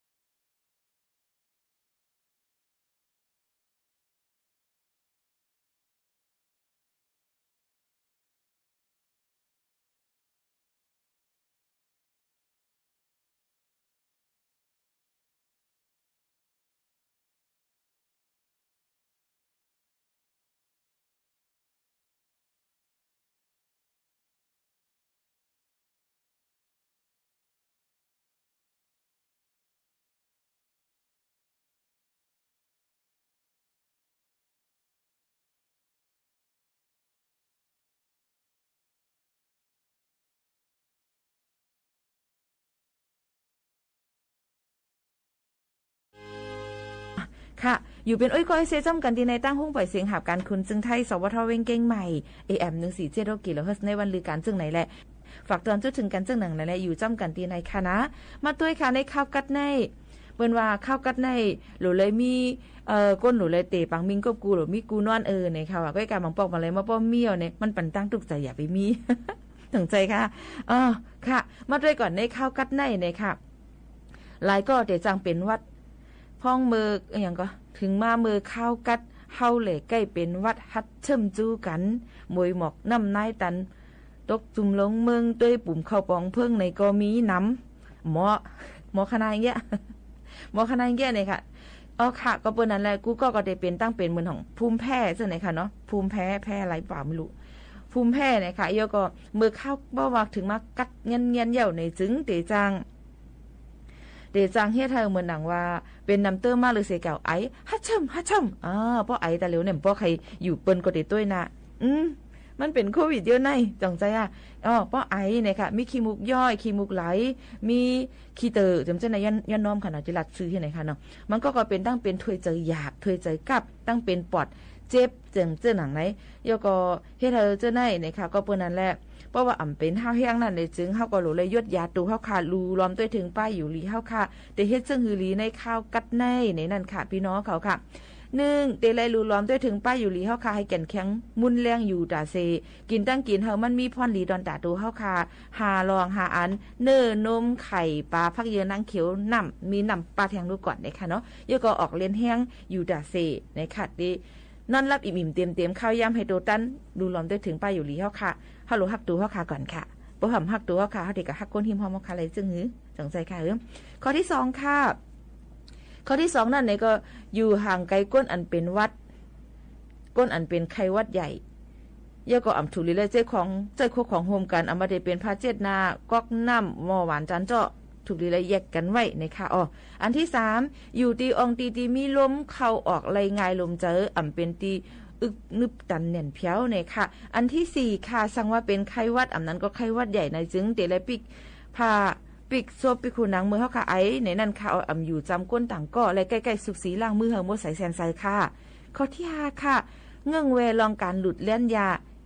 เงื่องเวลองการกินน้ำเหล้าสุราแอลกอฮอล์เงื่องเวลองการกินยาเมากำกูอันก็ประวัติจังเฮ็ดได้โตคิงเฮาค่ะป้ายอยู่ลีหังกำขาเฮาค่ะนั่นลดย่อมลงมาและติดจิตจับเจอเลยง่ายๆค่ะข้อที่6ค่ะใกล้ๆสุกสีล้างมือเฮามือใส่เซนเซอร์เนี่ยค่ะเอามาเด็กก็ยิบคนไหล5พักตู5ก๊อกน้ำ5เนี่ยก็ล้างมือเฮามือใส่เซนใส่เลยก่อนสีตีสุดมัน20จักกันแล้วก็ใจน้ำยาล้างค่ะเจอแอลกอฮอล์ต่างอันเที่ยงลูกก่อนในนั่นค่ะข้อที่7ค่ะรูล้อมด้วยถึงตัวเฮาค่ะให้อุ่นอกอุ่นตัวอุ่นใจอยู่ตาเสนะคะตีอันกัดนั่นเนี่ยก็เฮาค่ะถูกลีได้ใส่เสื้อซ่อนเสื้อหนาโกนอุ่นมงตีนมงมือหมกโหเจ้าในค่ะเนาะถูกลีได้ใส่ไว้ในค่ะอันที่8ในก็ลำลองเหมือนกันค่ะรูล้อมด้วยถึงเนื้อหนังเฮาค่ะนะคะให้ตัวเฮาค่ะอุ่นอกอุ่นตัวอยู่ตาเสใส่เสื้อซ่อนโคนุ่งตั้งไว้อันลีนะคะอย่าไปอาบน้ำหึงเหนียนเพียวก้อยกาถูกลีเลยอาบค่ะใจว่าก้นมดใสในอาบน้ำก็ไหลในใจก็การถูกดีเลยอาบอยู่ก็เพราะว่าอาบน้ำกลางในได้ดีใจตั้งวันเนี่ยค่ะ1วันอาบ2ปอกเดลีเพราะว่าเป็นไรเนี่ยก็1ปอกก็ไหลอยู่มันก็อันมาถ่อมอยู่ในมันก็ว่าสงเกียกอาบน้ำขนาดหันอยู่ขนาดหันอยู่มันสงเกียกอาบน้ำกัดเนี่ยเนี่ยค่ะว่าเดี๋ยวเลยอาบน้ำค่ะก็เพราะว่าไขมันในตีไตผิวหนังเขาค่ะเนี่ยมันเตะออกมาสิลมใหม่ในตูเขาค่ะเตะออกมาเขาก็เตะที่มีลมใหม่ที่มีตั้งใหม่ใครเปลี่ยนอีสังเนี่ยค่ะยก็ลำลองเลยสิเปิ้นอาบน้ำเยี่ยวเนี่ยไปอาบน้ำเลือดน้ำใหม่เนี่ยแผ่วอาลาเนินหนังเฮาคาเตซ่าค่ะเพราะว่าแขนขาซ้ายเดี๋ยวเลยก็หาโลชั่นมาตาบันเฮามันพอมีลองโอนโนนนุ่นหลีในค่ะยก็ใส่อันตาโซบอย่าตาแตกเจิมเจ้าในลำลองตอนนั้นในข้าวกัดนะคะยก็อย่าไปเอาสายคนหูมือเตนอนเตจังเฮ็ดได้เฮาค่ะเป็นเชื้อราเนี่ยค่ะเนื้อก็หูเฮาคาไหลยก็คนหูเตจังหงไหลง่ายเฮ็ดไหนค่ะยก็อยู่อำลีกินอำวันค่ะนะลงตั้งเจ้าในใส่ใจเอามาฝากตอนจนถึงพ่อแม่พี่น้องเขาอันมายินถ่อมจำกันกูก็อยู่ในค่ะมาด้วยพี่น้องเขาต้องตักกันขมามีเผาพองค่ะเสียงลาวไหมสูงค่ะในค่ะคุณสายรุ้งไหมสูงเหมือนกันค่ะไหมสูงก้อยๆค่ะแช่ปันเนี้ยค่ะไหมสูงปีโมค่ะในซุงปีใหม่ค่ะฮับถ่อมปันแห้งอยู่ค่ะเมืองใต้ปะทองค่ะลาตีงดเดลีค่ะน้องปะทองตั้งไรค่ะเนี่ยปีโมข่าวนวลใหม่ซุงปีใหม่ค่ะให้อยู่ลีกูวันค่ะยินโจมตั้งปีน้องเก่งตุงค่ะแดงปลาสดค่ะใหม่ซุงปีใหม่ใต้ค่ะปีโมใหม่ซุงเหมือนกันค่ะใหม่ซุงปีน้องตั้งวันเทิดไทยค่ะปีหลีค่ะน้องใหม่ซุงเหมือนกันค่ะย้อนความมองใจขึ้นมาค่ะใหม่ปีโมค่ะย้อนเพียงความพองค่ะ12เมืองค่ะ2มึงก็มึนใจไหลนะบางค่ะกำติหาเนาะใบซุงค่ะขย้อนเพียงความใจสายแหลกเข้ากันเมืองไต้ค่ะใบซุงปีใหม่ไต้ค่ะให้ตัวใจกัดนี่ก็จุดๆเหี่ยวเมื่อในเตหันเหี่ยวค่ะเว้ยยินจมขอบใจปีไม่หันค่ะใบซุงกูก็ที่ต้องตักกันเข้ามาอย่าลืมไล่แชร์ในตอนกลางเนาะค่ะจอมค่ะนะก็เป็นวันลือพี่น้องเขาก็อยู่เขตอีกข้านตัวนอนรับมุกพากันอยู่คือก็หูในนั่นขนาดเนาะก็กะว่ามีความโหในอันพี่น้องเขาย้อนกันเข้ามาค่ะมองใจขึ้นมาสุดถำค่ะ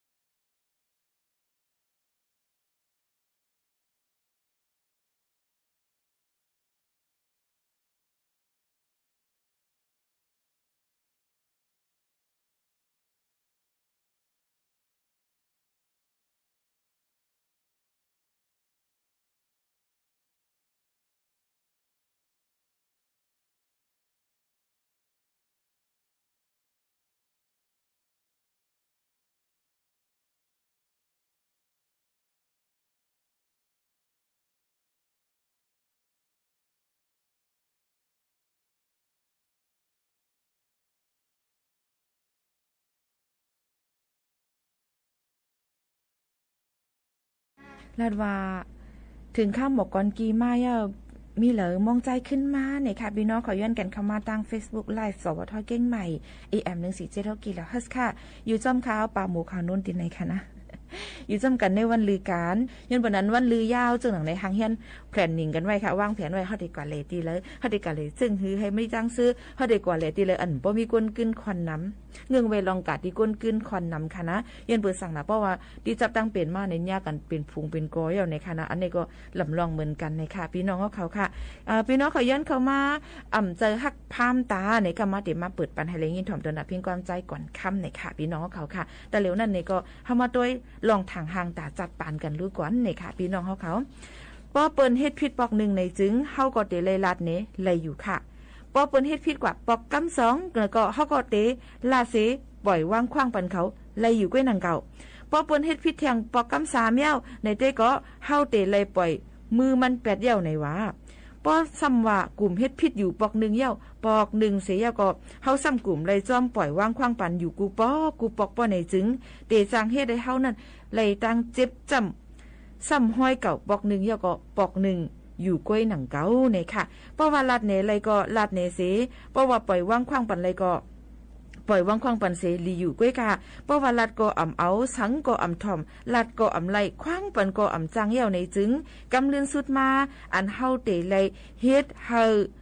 ป้อหลีเสเปิ้นนั่นปล่อยเป็ดเสก็ยาวละในลุมฟ้าหลงในคณะมีอีสังอันเฮาเตปล่อยเป็ดไล่อยู่ที่ว่าตูเจ้าเก่าเฮานั่นเตยอมปล่อยเป็ดเสลองกานั่นกุ้ยสั่งว่าเฮาเคยมีลองบนเซอร์โฮมจ้อมกว่าต่อถึงข้าวยามกำลืนสุดในจัดปานเฮาป้อในจึงป้อมีลองอันถูกลีไลปล่อยวางขว้างปันก็เฮาโหลเลยปล่อยวางขว้างปันเสเพราะว่ามีลองอันถูกลีปล่อยเป็ดก็เฮาโหลเลยปล่อยเป็ดเสเย้านั่นย้อนว่าเนื้อลอง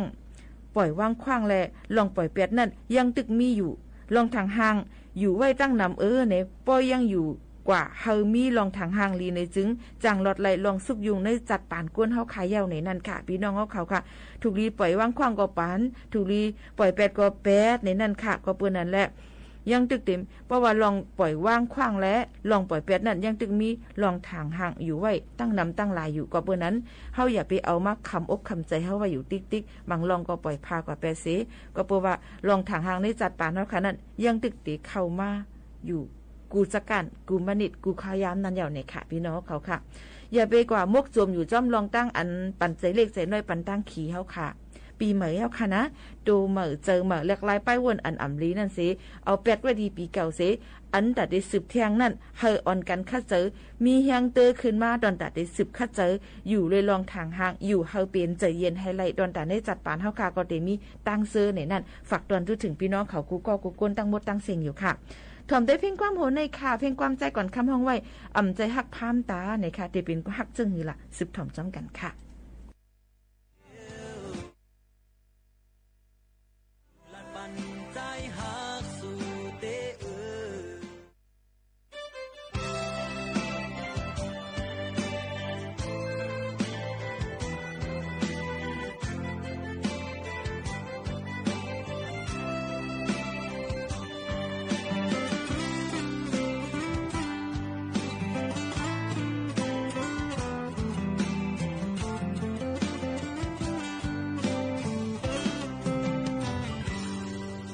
ยามทุกข์ตั้งใจฮักเต้ยามพบผู้เจอแห้งหางป่วยเลยทุบแม่นเสื่อนจอมลุยลงพามตา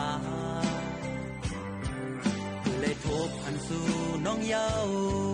ผู้เจอใจตอดเย็นแห้งมาของมียิ้มจำสู่สู่ป่านปีในไหลกัดเย็นซื้อเจอกูยามพันสู่หนึ่งกำแลบมันโลกกำฟ้าลู่ยาวใจเคยบอกลาดว่าใจหักสู่ก็เลี้ยวเป็นข้อความนึกใจเคยสั่งลาดปันใจหักสู่เตวนหยอกเก่าเลียนนาโยเจอย้อนหักเลจงลาดหมอกให้น้องหูถึงอย่าเข้าใจข้อความเปิ้นติมาอย่าเก่าตั้งหักก่อนเฮารู้แล้ว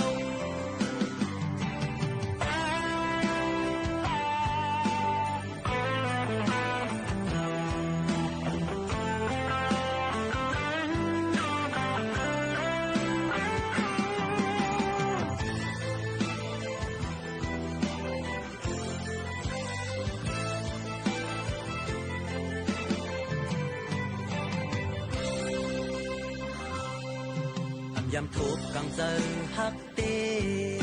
ยำพบหูเจอแหงหาคุยเลยทุบแม่นเสื่อนจอมลุยลงพามป่าคือเลยทุบทันสู่น้องเยาผู้เจอใจตอดกินแหงมาพ้องมีหิมจำสู่สู่ป่านปีในไหลกัดเย็นซื่อเจอผู้ยามอำมันสู่หนึ่งกำและมันโลกกำฟ้าลูยา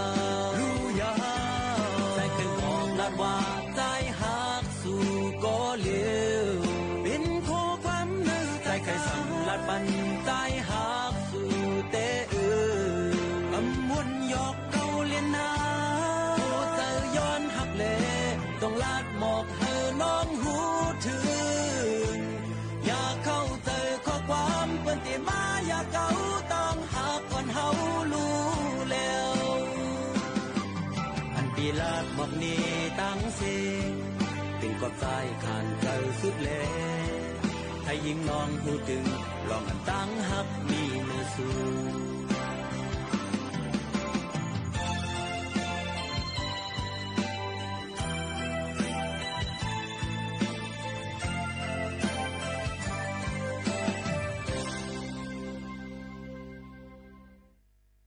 พ่อแม่พี่น้องเขาค่ะเขามายินถ่อมเพียงความจำกันในก็เป็นเดเลว่าซึ่งคือขลามันเป็นเจอหักพามตาก็กล่าวว่าหักตีในเนี่ยค่ะกับป่นมาเลยเป็นหักพามตาหัวใจค่ะวนสอนว่าจังไหนคะนะก็กล่าวซึ่งคือกอลีในค่ะป้อหบทบยาป้อว่าเป็นเงาลาย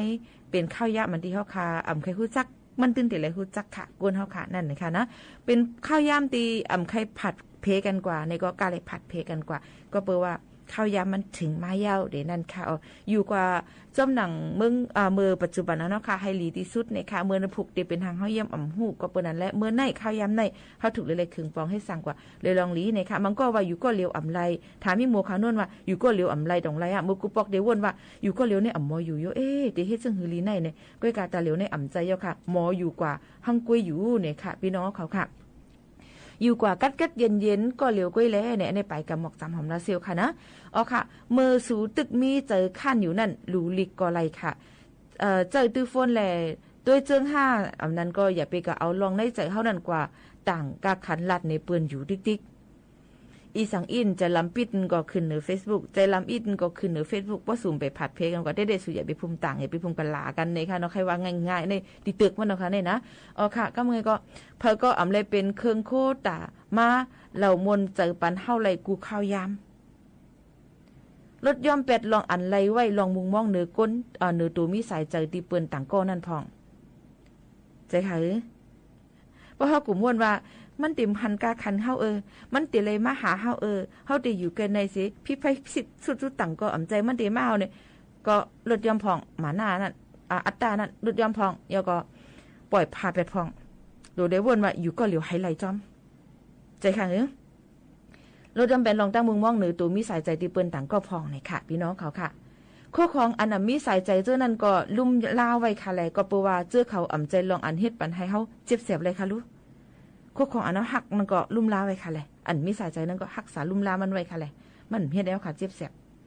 เปิงลงมันแต่ก็ปุ่นตาเฮาเตมีตั้งซื้อใจกล้วยใจค่ะลองมนเซอร์นั่นก็เฮ็ดสร้างเอาลอยตูเจ้าเก่ากล้วยค่ะแหละอย่าไปกลุ่มมุ่งมองให้เปิ้นมาเฮ็ดปันเฮาตูเจ้าเก่ามีลองมนเซอร์อยู่ตาสีค่ะถ่อมเพ่งความแลก้นก็อันอยู่หิ้มค้างเฮาเสียเฮ็ดลีต่อเฮานั่นก็รูล้อมด้วยถึงเขาขึ้นค่ะปันข้าวยามเขาพองอย่าไปกลุ่มกับปันข้าวยามตีไกลๆหำบ่ลืมเป็ดก้นหิมหอมค่ะก็ลำลองเหมือนกันตอนตัดที่ปันข้าวยามเขา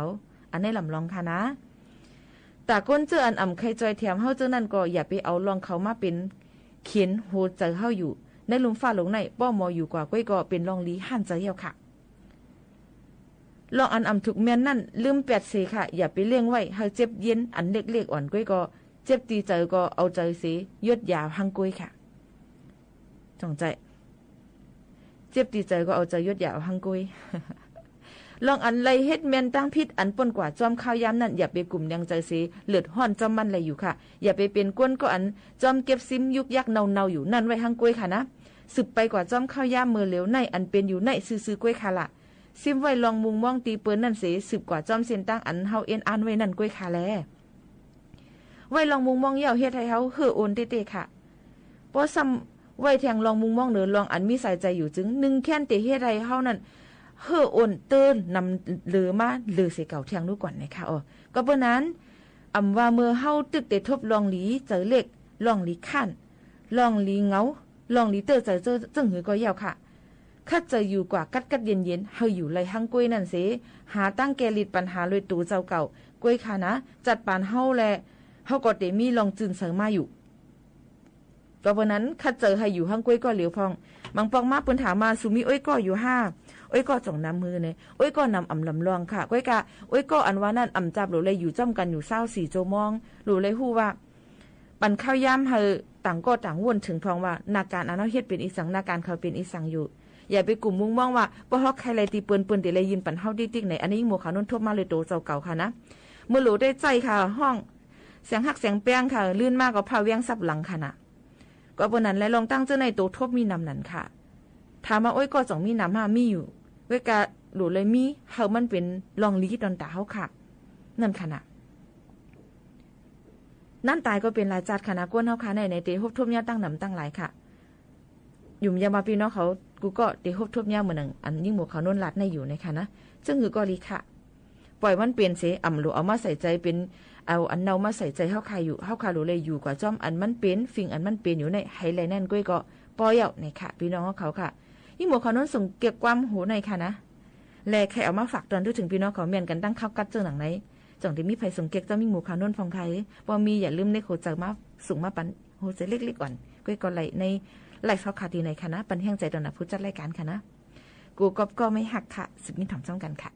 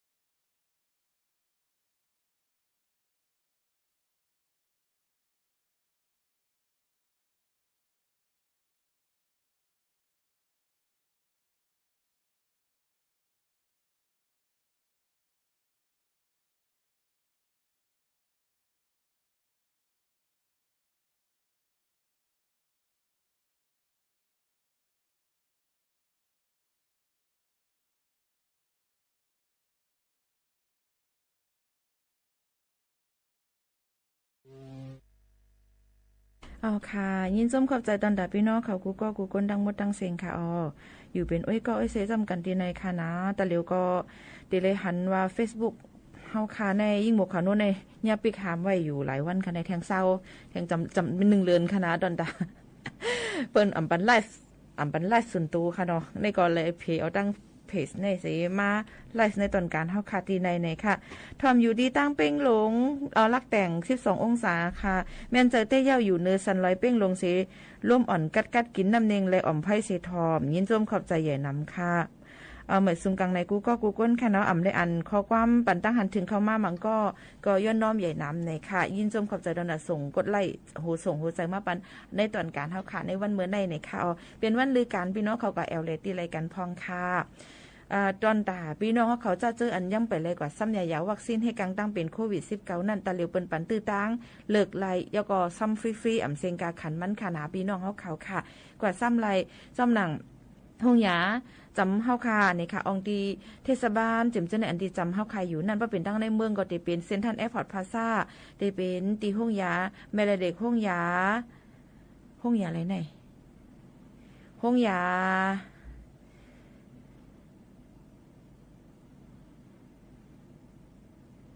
อะไรเที่ยงห้องยาประสาทห้องยานครพิงค์ศูนย์ประชุมนานาชาติจิมเจในค่ะนะพี่น้องเขาค่ะมีหลายตีหลายอันค่ะพี่น้องเขาค่ะก็ยินจมขอบใจอย่านำกูก้นค่ะปีข้ามองว่าเห็นแน่เฮ็ดแกงอ่ำหันเฮียวในเขาใจค่ะเพราะหมู่เขานั่นออกการในไลฟ์ยาวในขึ้นเขามากขึ้นในข้อความอันตั้งเนื้อว่านั่นในตีอ่ำหันค่ะย้อนน้อมอย่านำนั้นก็เตเลยกับด้วยแทงต่างตีค่ะฮะดอที่เลยกับด้วยแทงต่างตีค่ะเยอะว่านั้นยิ่งหมู่ขาโน้นดีกับด้วยจามด้วยก่อนนะคะว่ามันต้องมีข้อความอันพี่น้องเขาต้องตักกันเข้ามาแทงอยู่ค่ะหือในนั่นค่ะเนาะก็เลยว่าคัดเจออยู่นะคะตอนตาดีโดยยก็หลายลองหลายอันตีเฮาคาเลยมาแชร์ปันพี่น้องเขา Facebook หมู่ขาโน้นในมันปิกหามไว้ค่ะพี่น้องเขามันปิกหามไว้ในมันจางด้วยข้อความปันตั้งหันถึงกันเข้ามาเต้ๆว่าค่ะหลงยันเบอร์นั้นมันก็ตีอ่ำหันนั่นค่ะน่ะอ่ำหันเต้กำนำก็ได้ส่งทำอยู่กรุงเทพค่ะวีโมอันนี้ตัวในคอมพิวเตอร์ค่ะนะแล้วก็ได้เป็นสติกเกอร์กำนำเป็นสติกเกอร์ว่าเป็นสติกเกอร์มาในโฟนหมวกขนนตีอ่ำหันค่ะแล้วก็ทอมอยู่เวียงแหงออกกลางใน12องศาทอมอยู่กรุงเทพค่ะปีโมค่ะซึ่งในค่ะหรือตรงใจยิ่งหมวกขนนคัดใจอ่านจ้อมอันให้คิดตั้นจ้อมหนังพี่น้องเขาต้องตักกันเข้ามาค่ะค่ะมีเจ้าหนังไหนค่ะเนาะก็ตีเลยว่ายินจมเข้าใจพี่น้องเขาเอาข้าวยามีการขันมาถ่อมจอมในตอนการเฮาคาเตวาวาในค่ะ1เพียงความพี่น้องเขาย้อนกันเข้ามา12เมืองในค่ะใจเสียงเมืองห้องไว้ค่ะนะอันนี้สืบถ่อมจอมกันค่ะก็เลยว่าป้องยินเสียงเพียงความในดีถ่อมค่ะนะเยอะก็บันดังซื้อใจเฮาคาเนี่ยค่ะพี่น้องเขาก็เหมือนกันค่ะอีสังกอลีอยู่จอมอีสังกะยาวเพราะว่าลองนั่นปันตั้งซื้อใจพี่น้องเขานั่นอยู่กว่าค่ะละก็กะเพราะว่าอยู่กว่าจอมเขายาวมันปันตั้งสุขหูสุขใจเฮาเนี่ยเพียวสิแลปันตั้งเฮือใจอยู่นั่นปล่อยพาไปให้ปองกอลีอยู่ตับดูกว่ากำไว้อยู่ติ๊กๆค่ะนะก็เปิดก้นเฮาคาเมื่อเกิดมานั่นเนี่ยก็มันได้มาเลยลองตั้งให้อ่อนตั้งก่อนจังได๋มามีตั้งซื้อตั้งโคดองใจค่ะว่าห้องให้บ่นำไปตบกวนเฮาเนาะก่อนป้าในให้ในดองใจเอ็งเงี้ยนี่ให้ก่อนจังไกเกิดเป็นก้นมาละเอียนเพิ่นนั่นแหละมีมือซื้อก็มีมือตั้งขีมีมือหลีในก็เตจังมีมือให้อยู่มันตินคนเข้าล้อกันอยู่ยาวค่ะในกะปานเฮาค่ะได้มออยู่ให้ไล่ค่ะเฮาก็เตอยู่จำกว่ามันไล่ง่ายหลุมเจอกูลองกูอันนั้นมีข้อความก้นก้อนนึงอันนี้หมู่ขาวนู้นนับยามยก็ฮักค่ะนะลาเลยว่ากูลองกูอันนั้นมันอ่ำยาบในค่ะมันอ่ำยาบเต้ค่ะอยู่ที่ใจเฮาค่ะร้อนๆค่ะนะฝากวันพี่น้องเขาให้ต่อสู้กับไล่กูสำแสนเปิงเฮามาอยู่จำเงาไล่ให้เป็นเฮาอยู่ลีก้ายันพี่เขียนกันกูก็ในวันเมืองก็ให้กัดเย็นกันคันไพ่เสียกำค่ะผัดยันพี่น้องเขาเมื่อกว่าก่อนเนี่ยค่ะนะสำขึ้นมาโฮบมาทบจอมกันเที่ยงมือฝึกมากค่ะมันเหมือนในขอบใจถึงผู้กำใจแถมค่ะมูลนิธิแมปไปอยู่ลีและปันตั้งเวียงการเจ้าคือแมปเรดิโอ FM 99 MHz ตีแช่ในตอนการเนาะค่ะสิเลยยินถ่อมจอมกันกูดีกูตั้งจดดูอีกป้าดังหรือออนไลน์ Facebook จึงหนังไหนค่ะทอมอยู่ใต้คีเล็กค่ะยินจมขอบใจอย่าน้ำค่ะ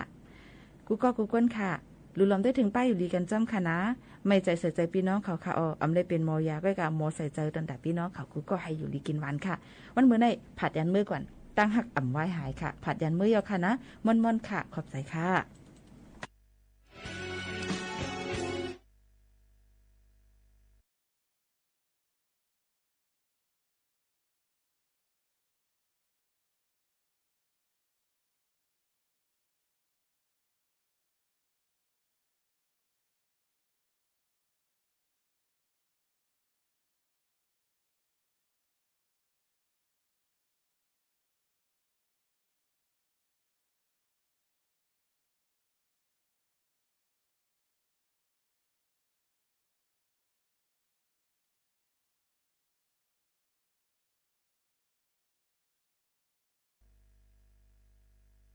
ข่าวมาครับไปฟังข่าวครับ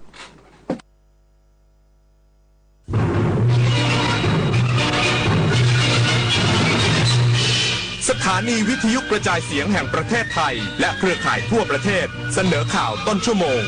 รู้เร็วรู้จริงเกาะติดทุกสถานการณ์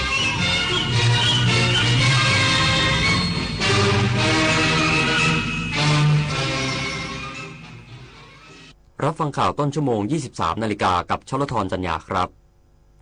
รัฐมนตรีว่าการกระทรวงพลังงานตรวจสอบคุณภาพน้ำมันของสถานีบริการน้ำมันที่ได้รับผลกระทบจากอุทกภัยในจังหวัดสงขลาอีกสักครู่กลับมาติดตามรายละเอียดครับแสนอาลัยสมเด็จพระพันปีหลวงไทยทั้งปวงหมองหม่นก่นร่ำให้พระผู้เสด็จสู่ฟ้าสวรรคาลัยแนบดวงใจตามพระบาททุกชาติภพปวงประชาน้อมสำนึกในพระมหากรุณาธิคุณเป็นล้นพ้นอันหาที่สุดมิได้ข้าพระพุทธเจ้าคณะผู้บริหารข้าราชการและเจ้าหน้าที่สถานีวิทยุกระจายเสียงแห่งประเทศไทยกรมประชาสัมพันธ์เนี่ยขึ้นสแกน QR Code ร้านค้าอ้างว่าจะคืนเงินให้แต่เงินดันหายจากบัญชีเฉยเลยนั่นไงมุกใหม่มิจฉาชีพหลอกโอนเงินข้ามประเทศอะไรนะแล้วจะตามเอาเงินคืนได้จากไหนเนี่ยคงยากที่จะได้คืนแล้วล่ะคราวหน้าคราวหลังตรวจสอบบัญชีปลายทางให้ดีถ้าไม่ใช่สกุลเงินบาทไทยเป็นมิจฉาชีพแน่นอนเข้าใจแล้วต่อไปจะไม่สแกนสุ่ม 4 สุ่ม 5อีกแล้วปฏิบัติการ Re-X-Ray เริ่มแล้วทั่วประเทศค้นหาผู้เสพเข้ารับการบำบัดและล่าผู้ค้ายาเสพติดให้หมดสิ้นจากทุกพื้นที่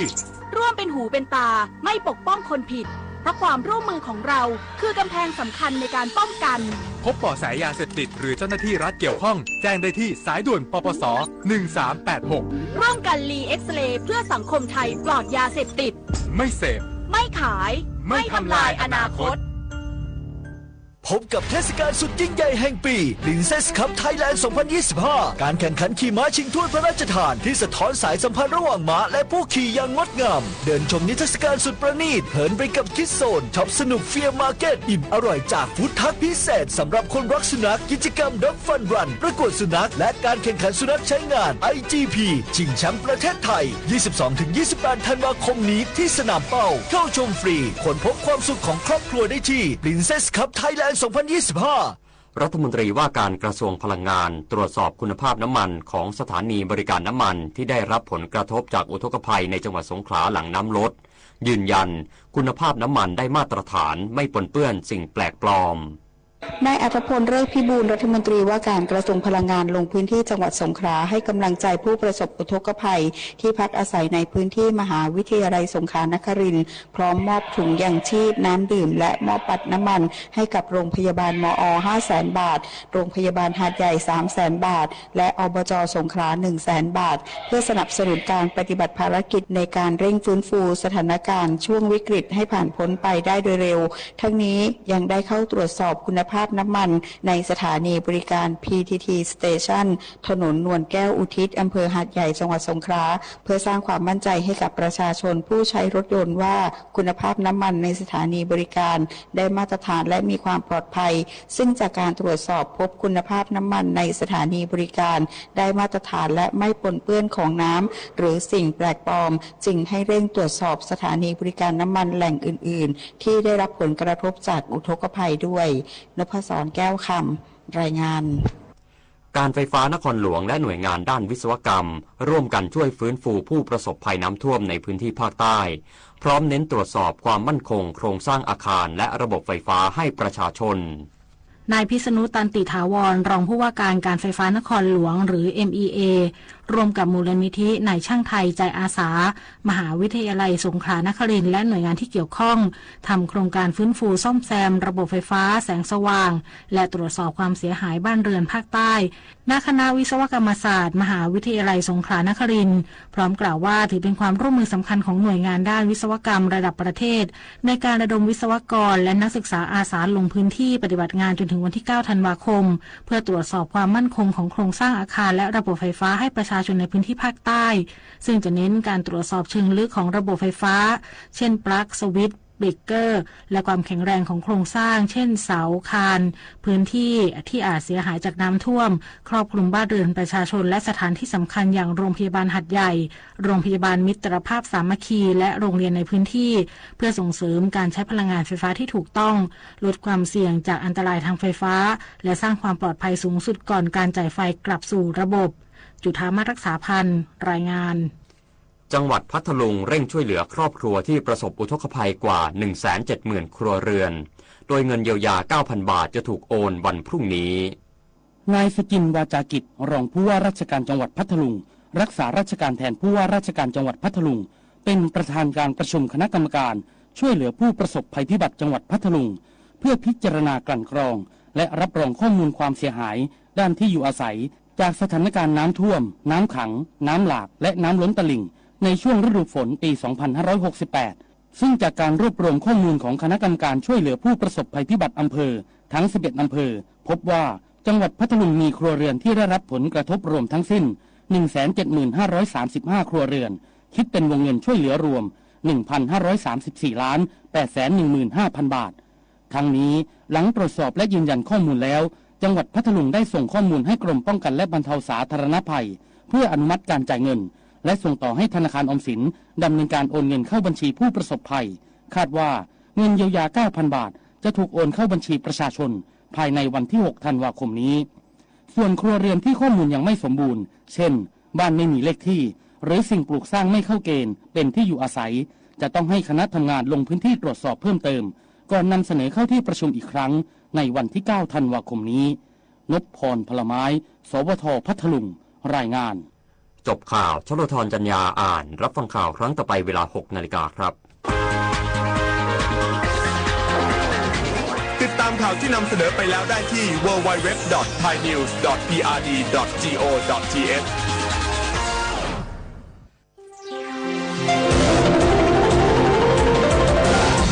วิทยุแห่งประเทศไทย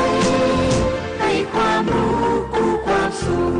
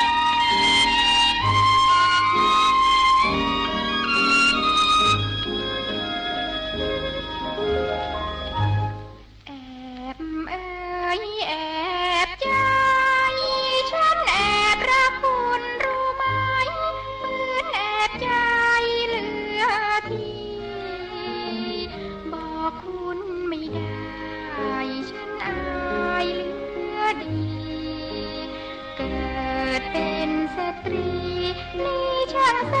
นยากใจแอบแอบรักน้ำคำน่าช่างพอนักฉันหลงรักจนได้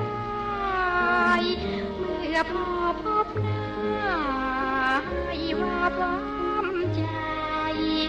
เพื่อเผยความในพอคิดได้อายอุราบางคืนฉันฝันประหลาดหัวใจหวาดปั่นป่วนเหมือนทะเลบาอำนาจรักเรียกร้องทุกเวลาหนาวเหน็บทุกคราฉันว่าวุ่นหัวใจแอบแอบคิดแม้ว่าสนใจสักนิดคงแจ้งจิตรู้ได้เป็นหญิงจะบอกว่ารักนั้นเกินไปต้องหักห้ามใจฝืนไม่ให้ใครรู้ว่า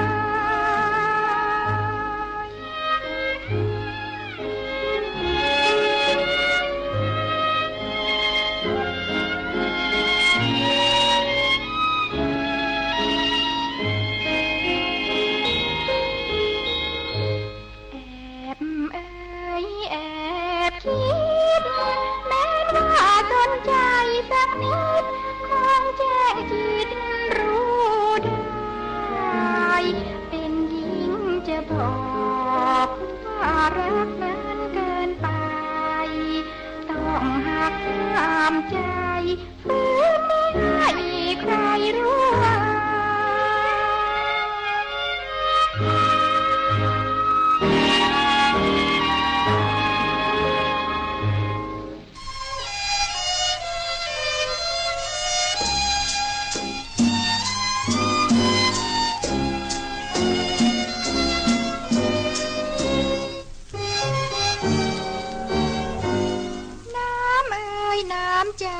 กะไรใจชายชาพรานฉันจนเจียนตายทำลายแล้วยังประนามต้องทนกล้ำฝืนคืนทุกวงยามเราเสียตัวชั่วซ้